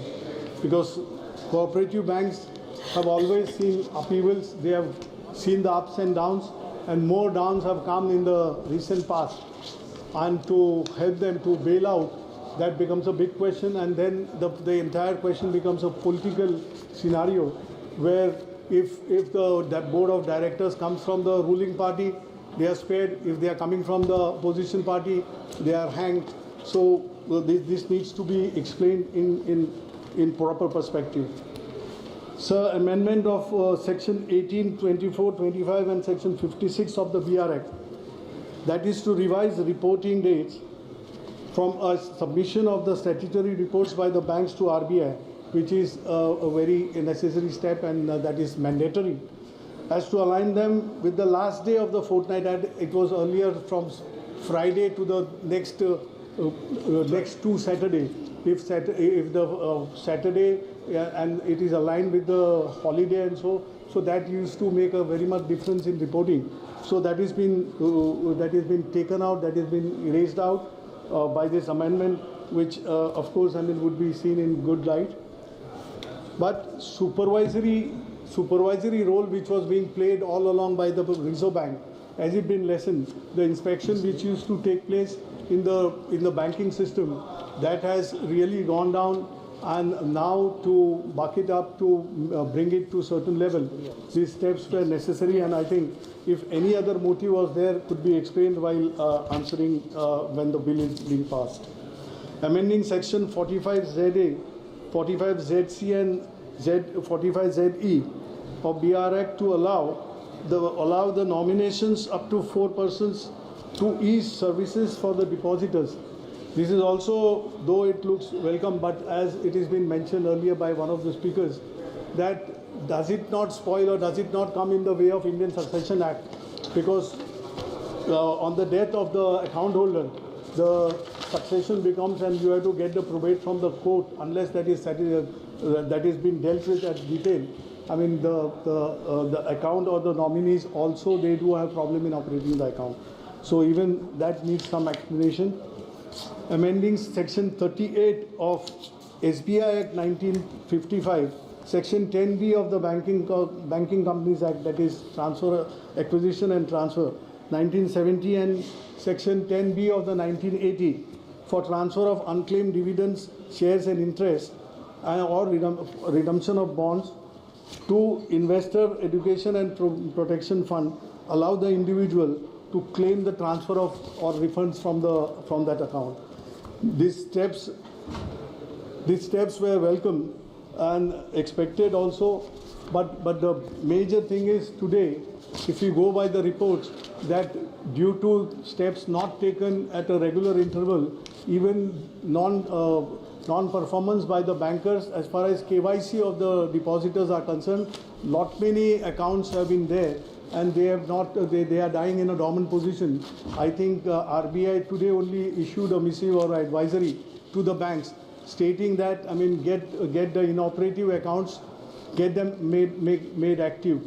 So according to me, that these kind of steps which are we are for passing or transferring that to Investor Education and Protection Fund, that is also a step in that direction, and it's a welcome step, I would say, because investors do need this support, because today more than banking, people have moved away from banking as a source to save and all other elsewhere.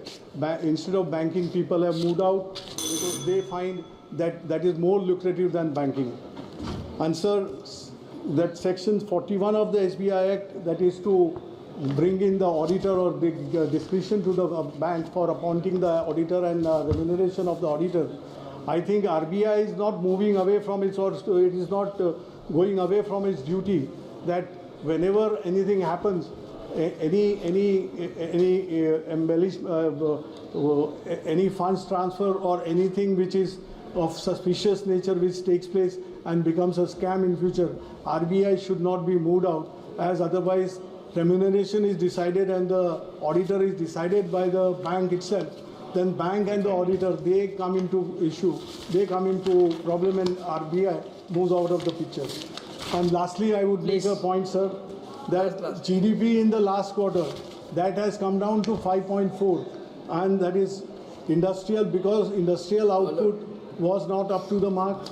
That credit offtake, which is seen that this will facilitate the banking industry and the depositors and the investors, that people at large would be making use of banking facility.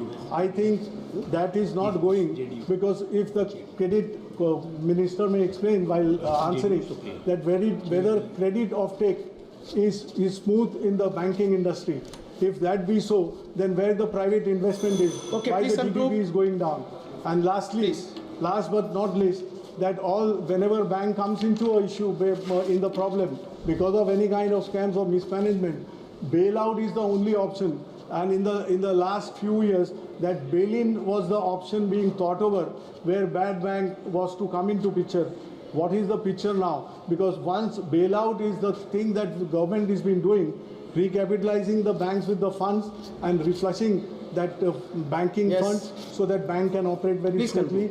Nowadays, it is the other way around. If bail-in comes in, people will move away from the banking system. If not, that is not to happen. We'll have to make the banking industry very strong. Thank you. Thank you very much. Shri Alok Kumar Suman. धन्यवाद सभापति महोदय कि आपने the banking law amendment bill 2024 पर अपनी बात रखने का मौका दिया। भारतीय अर्थव्यवस्था को आगे बढ़ ministry and take money and run my bank despite all the negatives no longer prevails. We don't entertain such things because banks don't need to be entertained for it. They are professionally run today. And therefore I would want honestly all of us to take immense pride in this. It's a national achievement. And as a result today the regional rural banks, I've done about 8 or 9 reviews personally, not sitting in Delhi, going to each of the states, each of the zones. RRBs, there was also concern, nationalization achieved, and nationalization was done because we wanted to have more branches, more banks going into the rural areas, include people in our RRBs are doing the very same thing. And I'm proud to say today they are mobile banking facilitated, they are internet banking facilitated, they are healthy in their deposit. The sponsor banks are doing so much to keep them absolutely active and on the toes. They are available in Arunachal Pradesh, they are available in Assam, they are available in Dur Daraz Ilaka of Rajasthan. And as a result today, that very valid question that I don't know if it was Member Supriya Sule who asked about NBFCs and the banks having that, NBFCs are giving away their duty and passing it on to NBFCs. NBFCs are raising the rate at which they're extending loans. There can be problems there. But NBFCs gave that advantage of going the last mile, which public sector banks at one stage did not have the methodology, but now they've come up with bank mitras with which they're providing all the banking facility. And using that as an argument, I want to answer several of the concerns which very many ministers, members of parliament raised. Nationalization was done because we wanted the branches to be available in rural areas. I'll tell you what the progress is. Between 14 and today, total branches of all public sector banks, total bank branches of all scheduled commercial banks have increased by 3,792 in a year to reach 1,65,501 in September 24. That many branches are there in India. Out of this, 85,116 branches are of public sector banks. They're also going to the rural areas or providing within 5 kilometers radius a touch point. It could be an ATM, it could be a bank mitra, it could be the brick and mortar branch, or it could be any other association with a small finance branch there. So within 5 kilometers, and I'm mapping it wherever, whichever state I go, I look at the map of where the bank presence is. Rural branches. First, 1,17,990 branches in March 14. Today, 1,65,501 bank branches of all the branches, scheduled commercial banks. Rural branches, 41,855 in March 2014, and today, as of September 24, 55,372 rural branches, brick and mortar branches. Semi-urban, 32,504 in March 2014. Now it is 45,314. Urban areas, 21,007 only in March 2014. Now it is 29,276 branches. Sir, concern was also, do we cover the poor? Do we cover the women? I'm just giving you the data to start with. Percentage of women covered under PM Mudra. 68% of all PM Mudra goes to women. PM Swanidhi. 44% of all of the Swanidhi loans go to the women. And these are not, interest high, whatever. They are collateral free, without security, given for small people who are having street end shops or push carts. So 44% are going to women in Swanidhi. And number of women bank mitras. Now these are not customers. These are women who are performing the banking function in the rural areas so that people are given the connect. more than 1 lakh out of around 12 lakhs that is, there are 12 lakh bank mitras, more than 1 lakh are women. And this has become a very, very happy augury for them also because they are able to earn a lot more by being active in the rural areas. So, total deposits, PM Jan Dhan Yojana. I'll also address some of the concerns some honorable members raised about charges being levied to small accounts. I'll come to that. What is the total deposit in PM Jan Dhan accounts? It's a very important number. Sir, 53 crore accounts, PM Jan Dhan Yojana. 53 crore. Our population is 1.41 crores. 53 crores have PM Jan Dhan. At the time when we started, and I never get tired of saying this, I repeat it. At the time in 2014 when I had the honor of serving under Honorable Prime Minister and under Shri Arun Jaitley as an MOS in finance, when it was launched, there was a lot of heckling. Oh, you're starting it for people with zero balance account? Who? They can't even keep their balance. And what will happen to the service charge? Will they not be? They will not be in a position to. This is a useless exercise. All this was said at that time. I told you the number of people who have got PM Jan Dhan account today. Are these zero balance accounts? No. Today we have a total of 2.37 lakh crores in those accounts. 2.37 lakh crores. Average balance, and this is a very important metric that we have to keep in mind. Average balance of PM Jan Dhan account has increased from 1065 rupees. A single account, 1000 rupees. 1065 rupees was the average. Today, 4,397 rupees is the balance in the account. A Jan Dhan account average had 1,000 rupees only as their balance, 1,000 rupees. And that is March 2015. Today those accounts minimum balance on an average is 4,397 rupees. That is why Kul Milakar ke, the total in this PM Jan Dhan account is 2.37 lakh crores. So nationalization of the banks. The intent was reach all people, go to the rural areas, open branches, therefore nationalize. And since then to 2014, I gave you the numbers, sir. And after Jan Dhan Yojana came in, what is the number? Within 10 years, actually the original objective of nationalization has been far better achieved now. With both the poorest of the poor, with women in particular, rural areas and in urban areas. So I want to assure honorable members that under Prime Minister Modi, the twin balance sheet problem which festered banks and the health of Indian banks being what it is in 2013-14, and that is why if I may recall, before 2024 Lok Sabha election, in the last session, during the budget session, vote on account budget session, we came up with a white paper which pointedly said what was the reason for us to get the white paper now about the Indian banking system and not in 2014. If we had come out with a true story as we did in the white paper at that time, the confidence on the Indian economy would have been shattered. You wouldn't have had anybody coming into India. You wouldn't have had banks being touched with a barge pole. Our own depositors would have lost confidence. So it was easy temptation to release a white paper that time, which we did not. And I'm so happy Prime Minister and the Finance Minister at that time did not fall into that temptation. It would have given us a mileage for saying this is what we've inherited.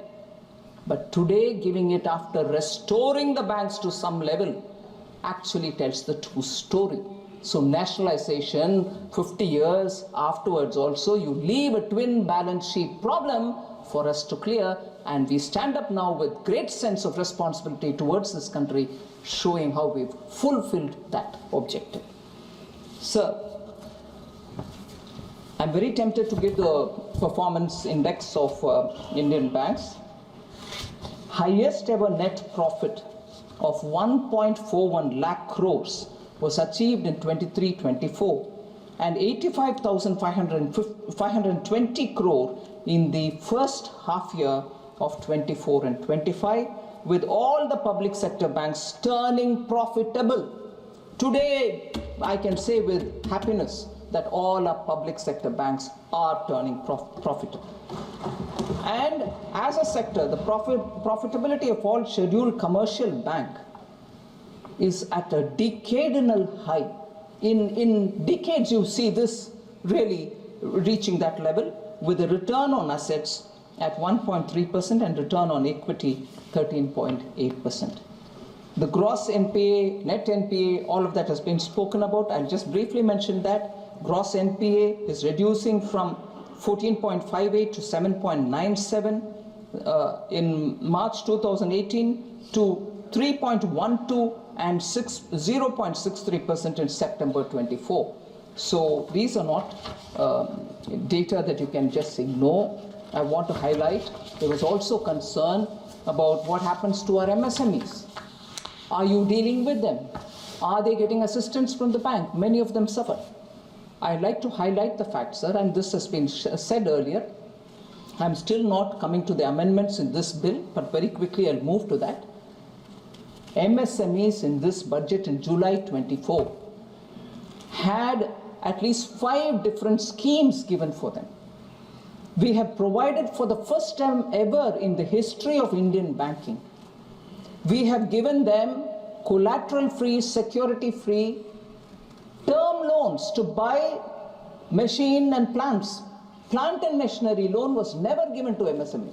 We have provided it. Prime Minister Modi said you will not charge any security for them or collateral from them. You will still extend it. We have extended that. And I'm now going to all the MSME clusters to build awareness among MSMEs, saying please utilize this. I want you all to go to the banks and take that credit. I've gone to Udaipur, I've gone to MSME clusters, I've also gone to Peenya in Bangalore, closer to Bangalore. I will be moving from one cluster to another, and I'm grateful the Honorable Minister for MSME, Shri Jitendra Manji, also has been accompanying me. We are going from cluster to cluster to say, these are the 5 facilities we have given, please come take it. And this kind of a push towards facilitating MSMEs, as we did during COVID. Honorable Speaker, sir, you are aware, Emergency Credit Liquidity Guarantee Scheme, which stood by MSMEs during the COVID. So MSME has never been forgotten by Prime Minister Modi, and I want to underline that all attention is being given to them. Sir, one other point on the MSME. I have set a target of an additional MSME lending of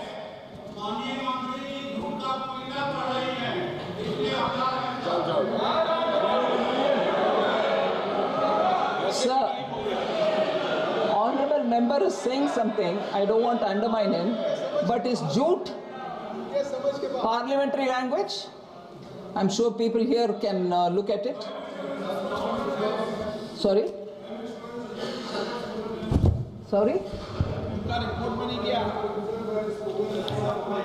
आप उनका जवाब मत दो। नहीं, इनका एक जवाब जरूर मैं दूंगी।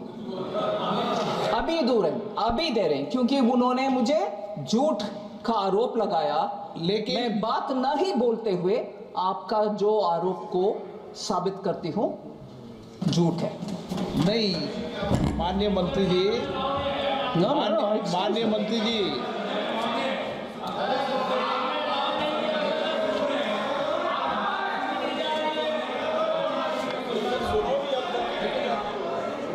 नहीं,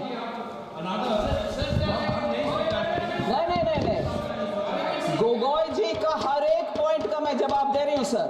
गोगोई जी, ऑनरेबल मेंबर गोगोई का हर एक पॉइंट का मैं जवाब दे रही हूं, क्योंकि वो जो मेंबर कहते हुए चले गए मगर उनके समर्थन में दूसरे ऑनरेबल मेंबर खड़े हो रहे हैं, मैं तो मेरा अपना डिफेंस करना ही चाहिए। हाँ आ रही हूं।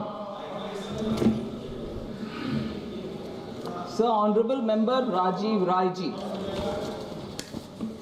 मैं अभी सीधा उनके विषय में आना नहीं चाहती थी, बिकॉज सीक्वेंस में some sequence I thought I go, but sorry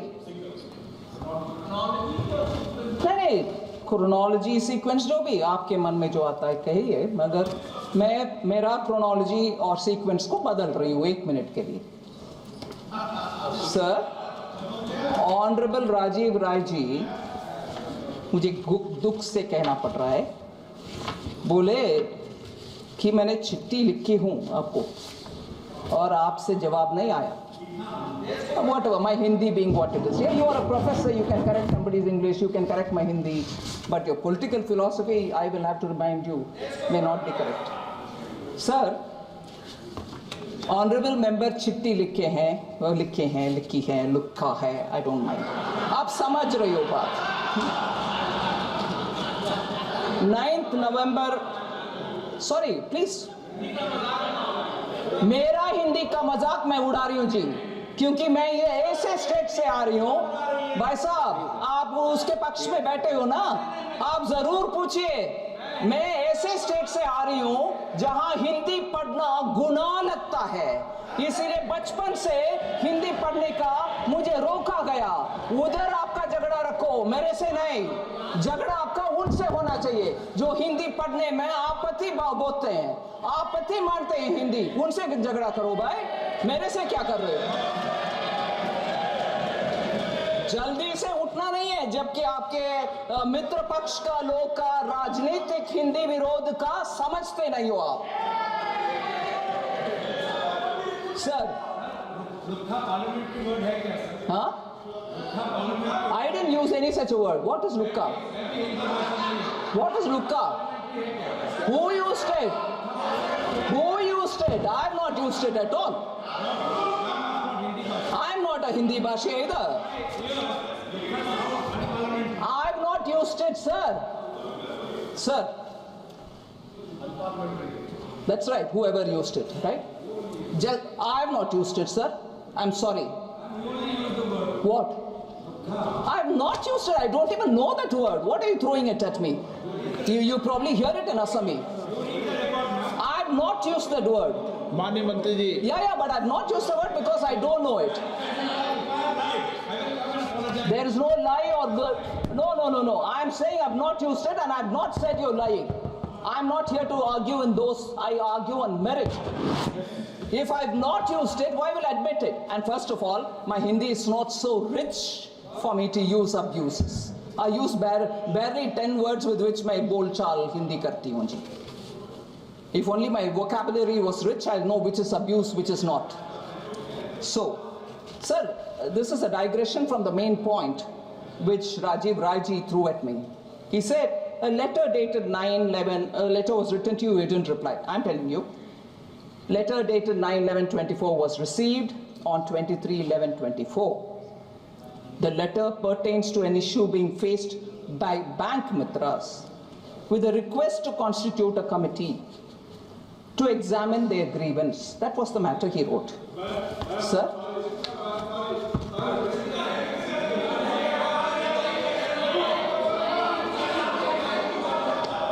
Good. That is your letter now. Which is the letter you're talking about? Without permission. Oh, okay, sir. Okay, thank you. I'll get that detail also. But now the detail. Excuse me, भाई साहब, वो पूर्ण सशक्त है, वो बोलेंगे हमारे साथ. Don't worry. नहीं, 1 मिनट. वो ठीक है भाई, 1 minute sir. Sir, he. Please, आपको अलाउ नहीं किया. नवंबर में इनके चिट्ठी का विवरण मैं दे रही हूँ. अभी वो बोल रहे हैं दूसरी डेट, उसका भी मैं डिटेल्स निकलवा करके उनको देती हूँ सर. आपके सामने बोल रही हूँ मैं. और ये नवंबर का चिट्ठी का जवाब मेरे से मैंडेटरी 15 दिन के अंदर एक्नॉलेजमेंट गया है उनके पास, और उसके बाद डिटेल्ड रिप्लाई भी हमारे तरफ से चला गया इस मामले में. अगर उनके पास दूसरे और मामले हैं तो मुझे दीजिए, मैं जवाब उसका भी देती हूँ. ठीक है, आप अभी बोल रहे हैं ना. That's fine. नहीं, अभी बोल रहे हैं। एक मिनट मंत्री जी, एक मिनट। सांसद महोदय, हर सांसद महोदय का पत्र दिया, पर मंत्री जब बिल पर रिप्लाई करेगी तो हर पत्रों को लेके थोड़ी आएगी, तो संभव नहीं है। नहीं, ये संभव नहीं है, अनप्रैक्टिकल चीज़ है भाई। आपने चिट्ठी लिखी, चिट्ठी का मंत्री जी जवाब दिया, लेकिन बिल के जवाब के समय आपकी हर चिट्ठी का जवाब माननीय मंत्री जी आप भी। Thank you sir.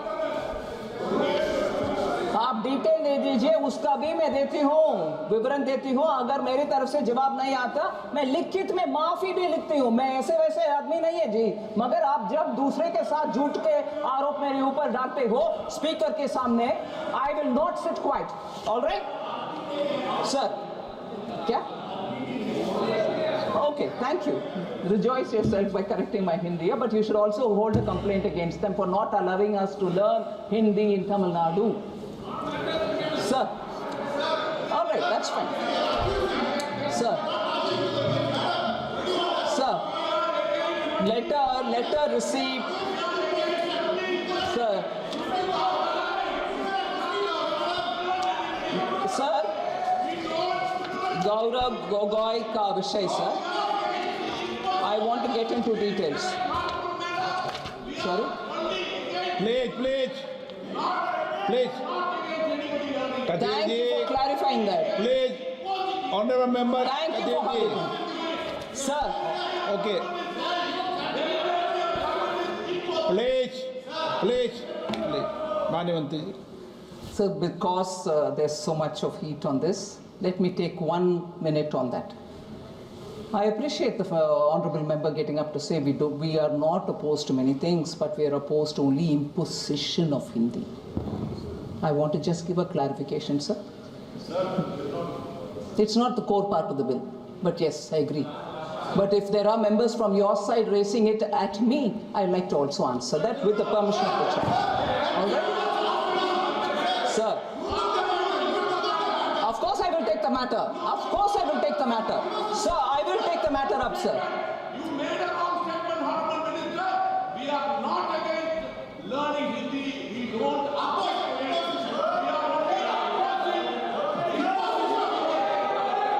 Thank you for that, sir. But now, let me say my word. माननीय मंत्री जी। So sorry if I can just take a minute more on that. They are, मेरा हिंदी में और इंग्लिश में, all right. They are opposed to imposing Hindi. Very well. I appreciate that. No one should impose anybody anything. Nobody should impose on anybody. And that's why Honorable Prime Minister talks about Ek Bharat, Shreshta Bharat and encourages every state to have their own language. And that is why Honorable Prime Minister was the first Prime Minister in this country who said higher education, whether it is in engineering, medical, should also happen in regional languages. And that's why I'm happy to say Tamil Nadu also today has the opportunity to have medical education also in Hindi. In Tamil. Oh, sorry, how did I say that? Huh? Okay. That's right, you go on imposing on me, right? Hindi comes out of my mouth. I'm telling in favor of your Tamil, my Tamil. All right? Your Tamil and my Tamil, that means our Tamil. Don't argue on small things. But the larger message is, sir, when I say that the environment was not conducive, in fact, I speak from my lived experience in Tamil Nadu. I speak from my lived experience when even going to learn Hindi aside from my school, I was mocked in the streets. And I was mocked saying, oh, you want to learn Hindi? You live in Tamil Nadu, you eat the salt of this country, and you want to learn Hindi, that North Indian's Bhasha. These are words ringing in my ears. This is my lived experience. And who does that? Because of the political support which has been given in that state. Learning Hindi, learning Sanskrit are treated and perceived as learning some other fellow's language. And the words that they use are people who have come over to this land. Is Tamil Nadu not part of India? Is Tamil Nadu not part of India? So what's the wrong if I learn Hindi? They use the word Vanderi. I'm using it in Tamil now. They call us Vanderi. Why? And is that not part of the political strategy there? And therefore, I have lived experience of Tamil Nadu's imposing on me not to learn Hindi. Is that not imposition? Is that not imposition on me? As an individual, I learn the language I want. So what's the harm? I'll also quote from Purananuru. I'll quote from Thiruvalluvar. My love for Tamil is as much as I want to learn any other language. So it's all right to say we don't want imposition of Hindi. We don't want to impose Hindi. But why did they impose on me not to learn Hindi? I want to ask this.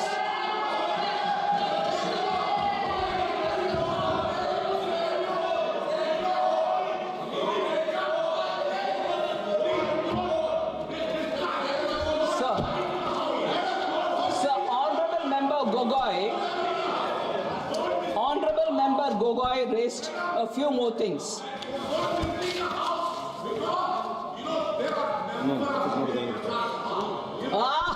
Thank you very much. Hindi Prachar Sabha was burnt down in Chennai. Who burnt it?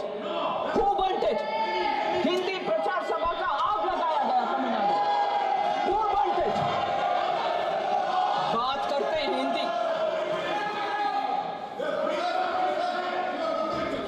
Sir, sorry, I go on with this. So I'm giving you You are imposing on me, denying my fundamental right to learn whichever language I want to learn. Sir, I'm coming back to this one, sir. एक minute मंत्री जी, मुझे कई माननीय सदस्यों ने कहा,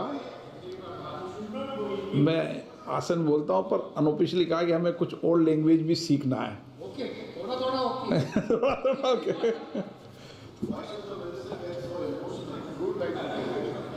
और सबको सब लैंग्वेज आए तो अच्छा है. जितनी ज़्यादा लैंग्वेज आए, जितनी भाषा आए, अच्छा है.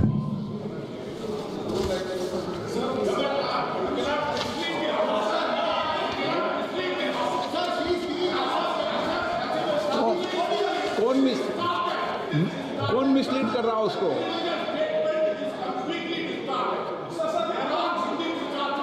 कोई रिकॉर्ड में नहीं जा रहा. कोई रिकॉर्ड में नहीं जा रहा. आप आपस में डिबेट कर रहे हो पर रिकॉर्ड में कोई नहीं जा रहा. माननीय मंत्री जी. Sir, I'm going ahead, sir. Sir, imposition on me as a citizen of this country. वो अपनी जिंदगी की कहानियां बता रही है, आप सुनो.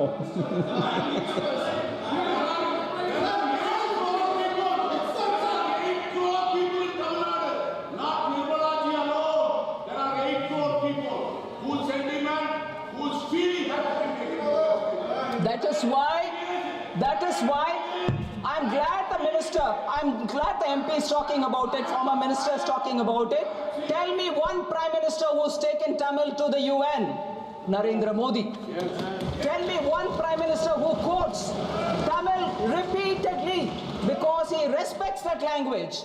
Tell me one prime minister with whom DMK has been in alliance with, where the prime minister quoted Tamil. It is our prime minister who quoted Tamil. That's a respect we give for the sentiment of all of us Tamils. All of us Tamils. You also, sir, if they want that from me, I am also that Tamil who suffered this.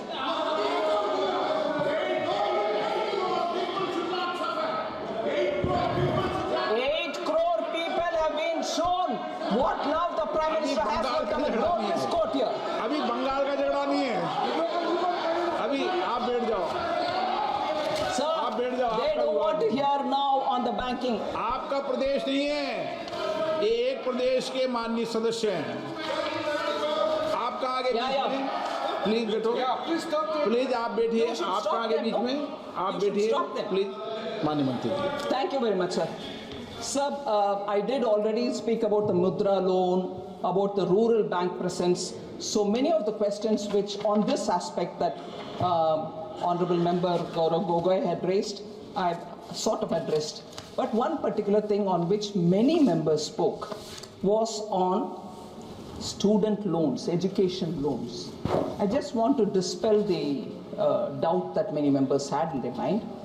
Sir, total education loan outstanding has increased from 71,000 crore in 2017-18 to 1.04 lakh crores in 23-24. Loans are actually increasing and student loans are increasing.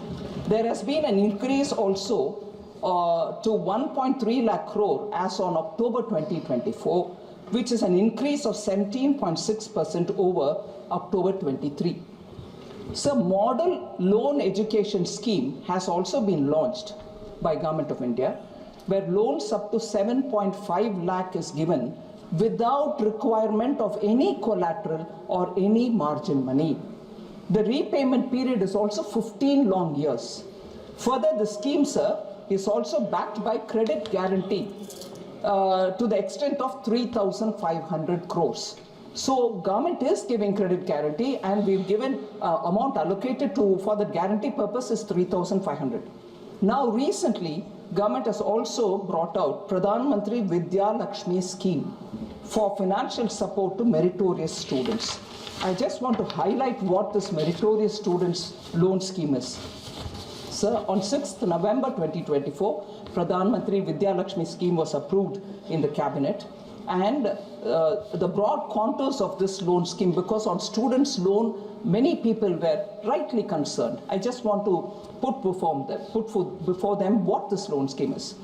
Up to 7.5 lakh loans will be provided under 75% credit guarantee by Government of India, and that is the National Credit Guarantee Corporation which will support it, for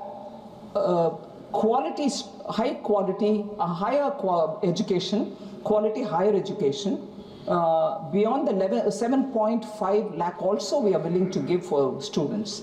Now these loans are given not to very upper middle class or even higher income class, but these are students with up to 8 lakh annual family income. The scheme will also provide 3% interest subvention for loans up to 10 lakhs. So interest subvention be, collateral free be, and for families with very low income. And this is in addition to a scheme which is already existing, to the full interest, there is a full interest subvention given to students for up to 4.5 lakh annual family income. So not 8 lakh, but even lesser gets full interest subvention.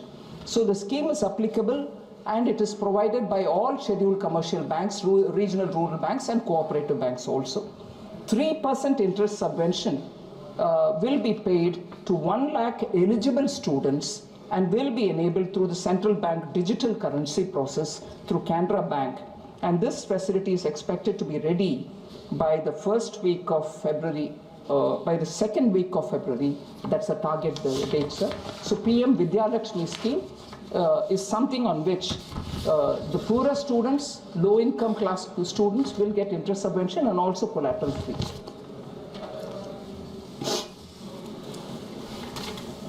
So, Kalyan Banerjee ji raised a few issues which I just want to clarify. Sir, he was speaking elaborately on the nomination issue. I want to clarify on that, sir. Sir, at the moment, the provisions allow only for the nomination of one person, for the payment of depositors' money, articles kept in safe custody, and also for safety lockers and so on. The proposed amendment, sir, will enable individuals to nominate up to 4 persons for these facilities, with options for either successive or simultaneous nominations. I just want to draw the difference between where it is successive and where it will be simultaneous. That will be the first explanation I want to give Honorable Member Kalyan Banerjee. Sir, depositors will have the option for successive or simultaneous and not and. If I heard Honorable Member right, successive and. No, it is going to be this or that. For instance, for deposits, option for either successive or simultaneous nominations are available. Whereas for articles kept in safe custody or in safety lockers, only successive nominations will be allowed. Successive nominations ensure that if the first nominee is unavailable, the next nominee in line will become operative, maintaining continuity and reducing complications of legal heirs. Additionally, what it does, 45ZG is inserted to establish the priority of successive nominations, ensuring clear guidelines for activation of subsequent nominees. If one is not there, and another. Why at all we need to bring this? This also partly answers Shri N.K. Premchandran's concerns about why we are doing all this. Sir, before I come to the next point on the directors, so the difference between where the successive and where the multiple nominations are applicable are, there's a differentiated treatment between deposits and also the security. Sir, Kalyan Banerjee ji and also I think many others, N.K. Premchandran also and Supriya Sule also raised this issue of cooperative bank directors. So the current provisions today specify an 8-year tenure for directors, excluding the chairman and the whole-time director in banking company. The proposed amendment aims to extend the tenure of directors, excluding the chairman and the whole-time director in cooperative banks, to 10 years. What's the rationale, sir? The 97th Amendment to the Constitution specifies that the term of elected members of the board and its office bearers in cooperative societies shall be 5 years from the date of election. This provision is consistent with most cooperative laws, which also stipulate 5-year term of office for directors with no restriction on re-election. The current Banking Regulation Act imposes an 8-year cap on tenure of directors. So that and the constitutional provision are not in alignment. So this creates practical difficulties as directors serving the maximum term under cooperative laws are required to resign in the middle of their second term to comply with the Banking Regulation Act.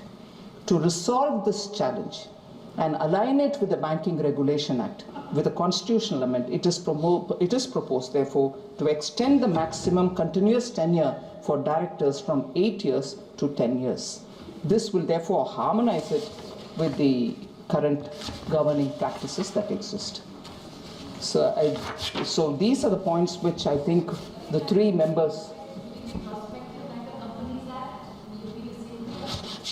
At the moment we have not, but you have given us a thought. I'll have to think about it. I'm not giving an assurance, but I'll certainly have to. Sir, there was also this concern about cyber frauds. There's a lot of activity and initiative being taken by Government of India. I'll just highlight, and I know even on a daily basis there are a lot of calls which come to us saying, I've lost this money because of people fraudulently called me saying they are CBI director, they are so-and-so IB chief or whatever, and claimed their entire details and money has been siphoned off.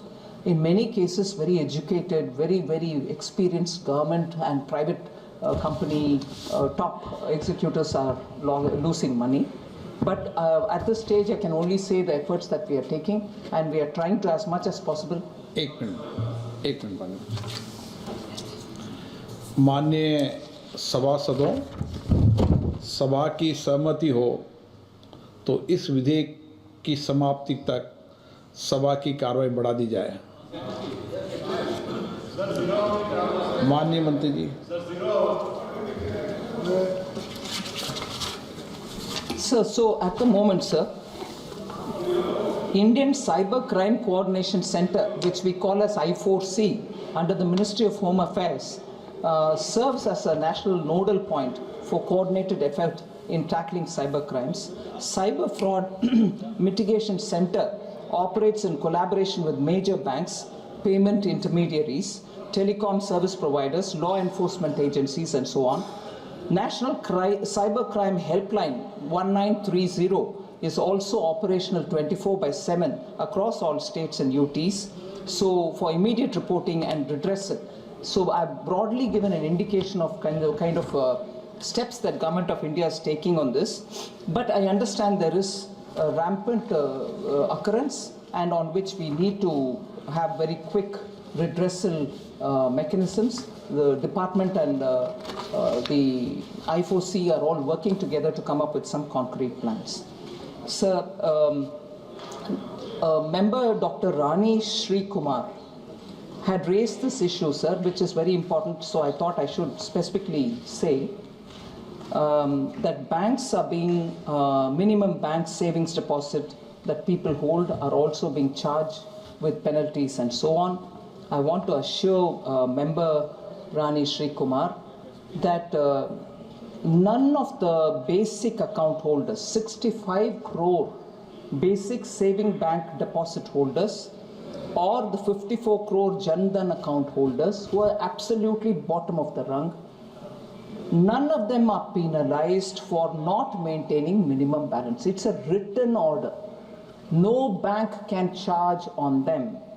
And in fact, these accounts are also given overdraft facility of 10,000, which is extended to all these basic account and Jan Dhan account.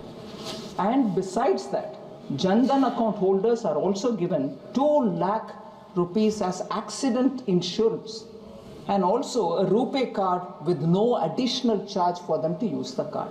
So I just want to assure that the member, we don't charge anything for services for these accounts. So finally, N.K. Premchandran ji, write-off loans. So this is a repeated point of concern which many honorable members speak about, write-off, waive-off.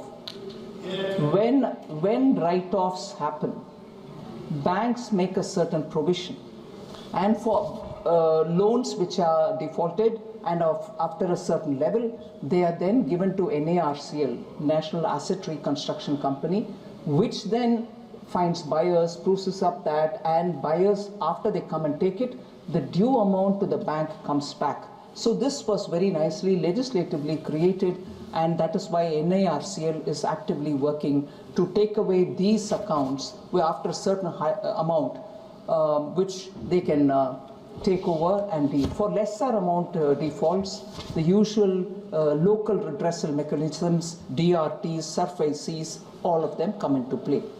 No write-off is left without pursuing from the defaulter the total amount that he owes the system. And therefore, there were quite a few members of parliament who spoke from this side, saying how much has been obtained from defaulters, how much has been given back, retributions, bank restitution to the banks have happened. Restitution alone is above 15,000 crores. So this is an ongoing process. It's not going to be just one day. But I repeat this line, write-off is not waive-off. Banks are pursuing them. So with that, sir, I think I mostly addressed many of the members' concerned. I request through you. So there was one important point, sir. I think again it was Dr. Shiv Kumar, Rani Sri Kumar, sorry. She spoke about also members, amalgamation, and many other members also spoke about amalgamation of banks. Many banks have lost their employees. I would like to tell this House, sir, from the time amalgamation happened till today, on account of the amalgamation, not one employee has been removed from the banks. Not one. And therefore, I want to be very clear, no one. Then. No, you may give me. Fine. Fine, but they have not been removed is the point that I want to say. I'll look into what you've given. Sir, this EPS 95, very sensitive topic. Honorable Member Supriya Sule raised it. This scheme is administered by the Ministry of Labour and Employment. And Minister of or Ministry, Finance Ministry, has no record of any approval or assurance which Sri Arun Jaitley has given on this matter. We don't have any record. So I just want to very clearly put it that the Finance Ministry, through the Minister, that's fine. I take that point, but then no assurance was given by Honorable Finance Minister at that time, sir.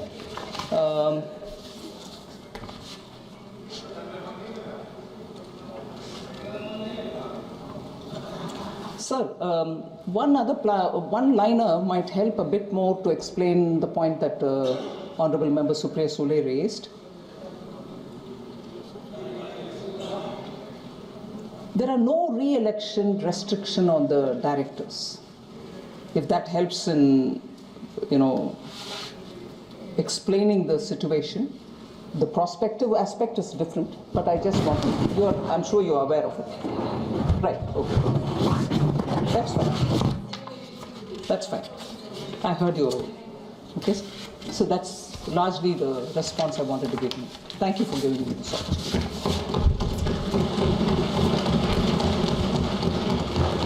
प्रश्न ये कि ये विधेयक पर विचार किया जाए। जो सदस्य इसके पक्ष में हाँ कहें, जो सदस्य विरोध में ना कहें। मेरे विचार में निर्णय हाँ वालों के पक्ष हुआ, निर्णय हाँ वालों के पक्ष हुआ। विधेयक पर विचार करने हेतु प्रस्ताव को स्वीकृत किया गया। अब सभा विधेयक पर खंडवार विचार करेगी। श्री सौगत राय, संशोधन संख्या 1। प्रश्न है कि श्री सौगत राय द्वारा प्रस्तुत संशोधन 1 को स्वीकृत किया जाए। Amendment number 1। प्रश्न है कि श्री सौगत राय द्वारा प्रस्तुत प्रस्ताव संशोधन संख्या 1 को स्वीकृत किया जाए। जो सदस्य इसके पक्ष में हाँ कहें, जो सदस्य विरोध में ना कहें। मेरे विचार में निर्णय ना वालों के पक्ष में, ना वालों के पक्ष में संशोधन अस्वीकृत हुआ। श्री N.K. प्रेमचंदन जी, संशोधन संख्या 13। Amendment number 13, not speaking. प्रश्न ये कि श्री N.K. प्रेमचंद द्वारा प्रस्तुत संशोधन संख्या 13 को स्वीकृत किया जाए। जो सदस्य इसके पक्ष में हाँ कहें, जो सदस्य विरोध में ना कहें। मेरे विचार में निर्णय ना वालों के पक्ष में, ना वालों के पक्ष में संशोधन अस्वीकृत हुआ। प्रश्न है कि खंड 2 विधेयक का अंग बने। जो सदस्य इसके पक्ष में हाँ कहें, जो सदस्य विरोध में ना कहें। मेरे विचार में निर्णय हाँ वालों के पक्ष में, हाँ वालों के पक्ष में खंड 2 विधेयक का अंग बना। श्री सौगत राय, संशोधन संख्या 21।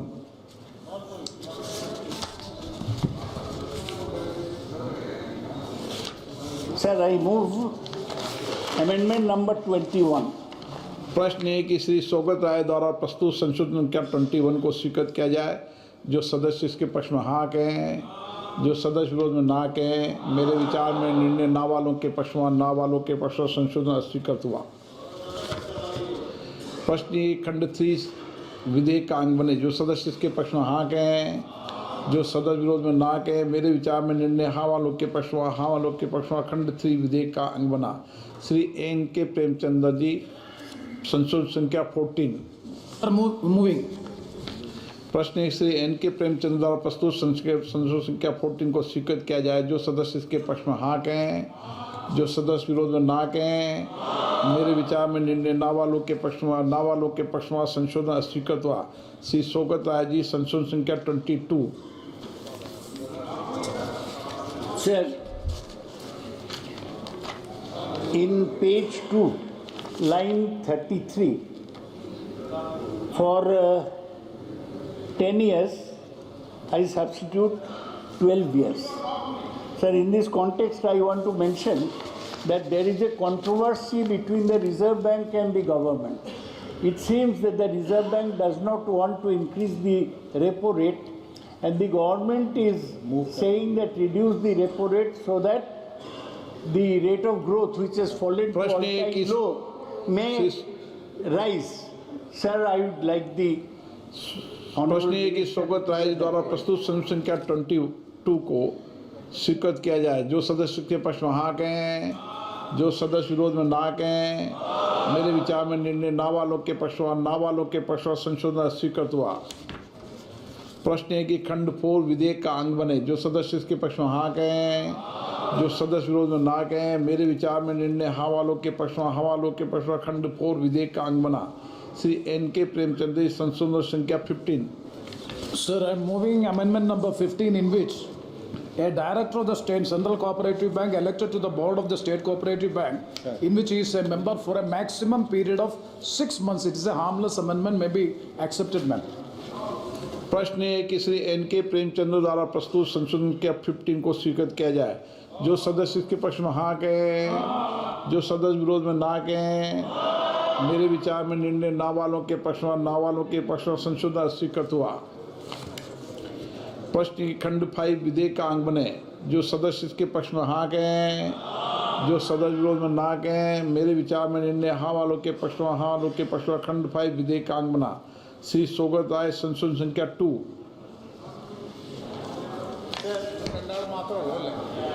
I move that for page 3 line 2, the last day of the fortnight or if last day of such fortnight, substitute the last working day of the fortnight or if the last working day of such fortnight.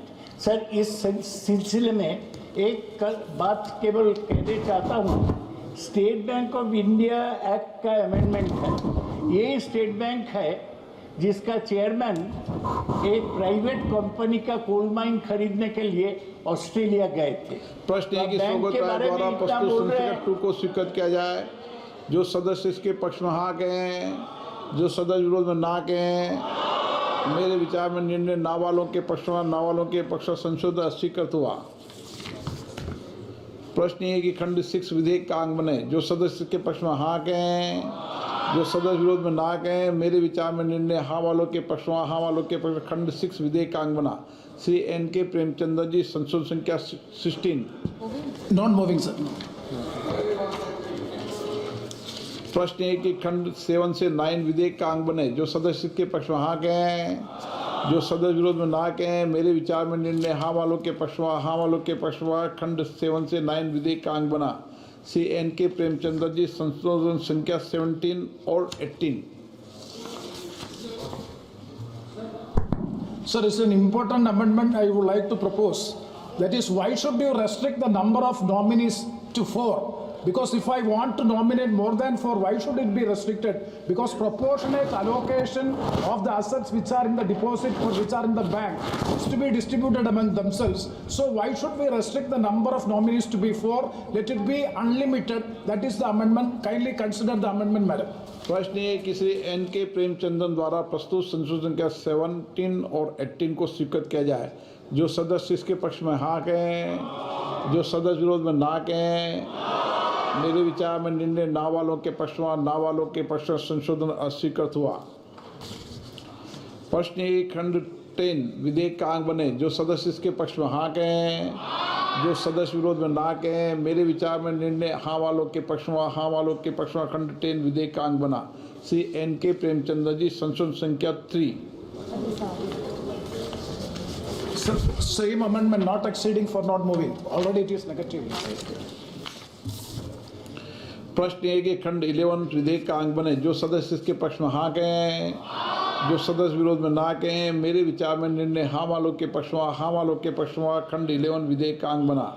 Shri N.K. Premchand ji, संशोधन संख्या 4। Same amendment, not exceeding for not moving. प्रश्न है कि खंड 12 से 14 विधेयक का अंग बने। जो सदस्य इसके पक्ष में हाँ कहें, जो सदस्य विरोध में ना कहें, मेरे विचार में निर्णय हाँ वालों के पक्ष में खंड 12 से 14 विधेयक का अंग बना। श्री सोगत राय जी, संशोधन संख्या 5, 6, 7।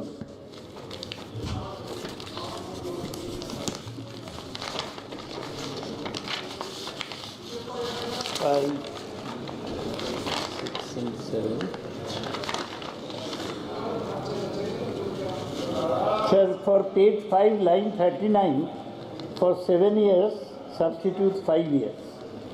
6, for 7 consecutive years, substitute 5 consecutive years. And 7, page line 46, page 5, for 7 years, substitute 5 years. I move the amendment.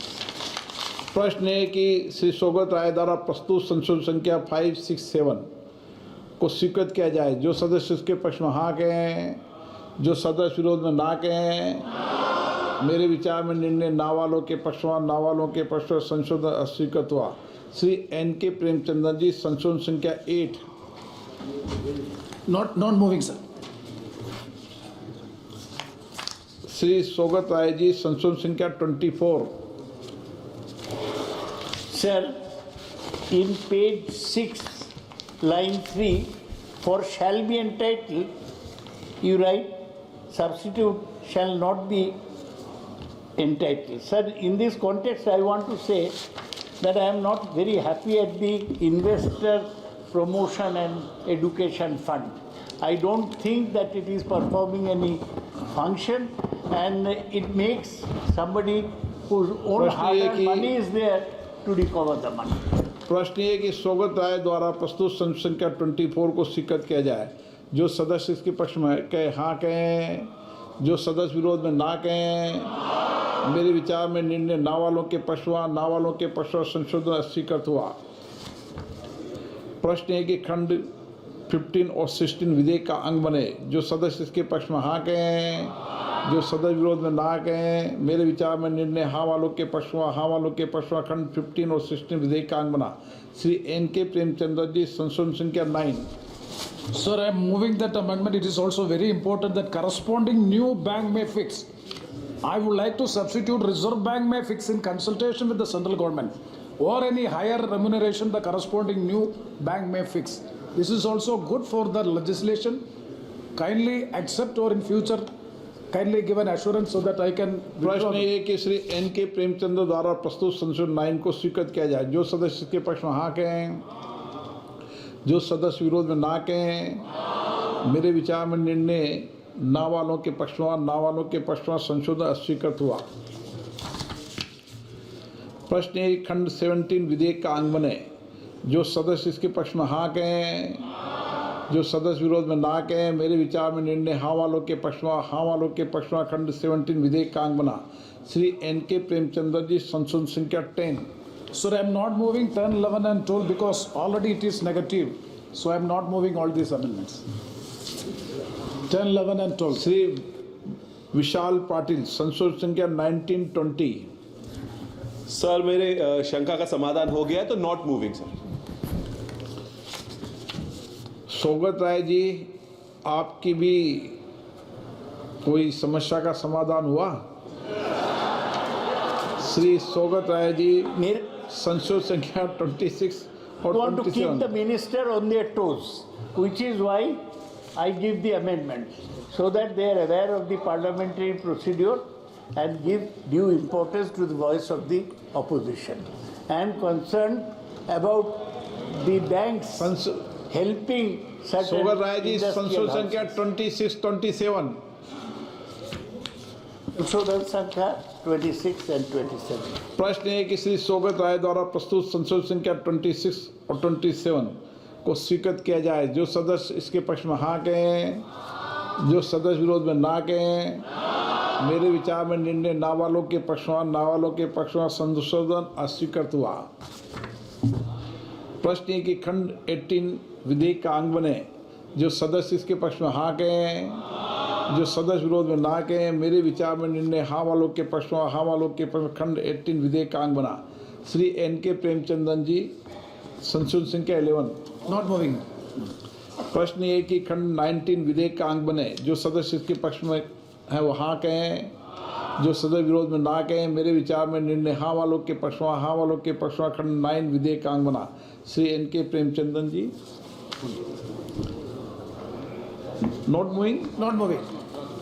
प्रश्न है कि खंड 20 विधेयक का अंग बने। जो सदस्य इसके पक्ष में हाँ कहें, जो सदस्य विरोध में ना कहें। मेरे विचार में निर्णय हाँ वालों के पक्ष में, हाँ वालों के पक्ष में खंड 20 विधेयक का अंग बना। प्रश्न ये कि खंड 1 अधिनियम सूत्र विधेयक का पूरा नाम विधेयक का अंग बने। जो सदस्य इसके पक्ष में हाँ कहें, जो सदस्य विरोध में ना कहें। मेरे विचार में निर्णय हाँ वालों के पक्ष में, हाँ वालों के पक्ष में खंड 1 अधिनियम सूत्र विधेयक का पूरा नाम विधेयक का अंग बने। मंत्री जी अब प्रस्ताव करें कि विधेयक को पारित किया जाए। Sir, I rise to move that the bill be passed. प्रश्न है कि विधेयक को पारित किया जाए। जो सदस्य इसके पक्ष में हाँ कहें, जो सदस्य विरोध में ना कहें। मेरे विचार में निर्णय हाँ वालों के पक्ष में, हाँ वालों के पक्ष में प्रस्ताव स्वीकृत हुआ, विधेयक पारित हुआ। सभा की कार्रवाई बुधवार दिनांक 4 दिसंबर 2024 को प्राप्त 11 बजे तक के लिए स्थगित की जाती है।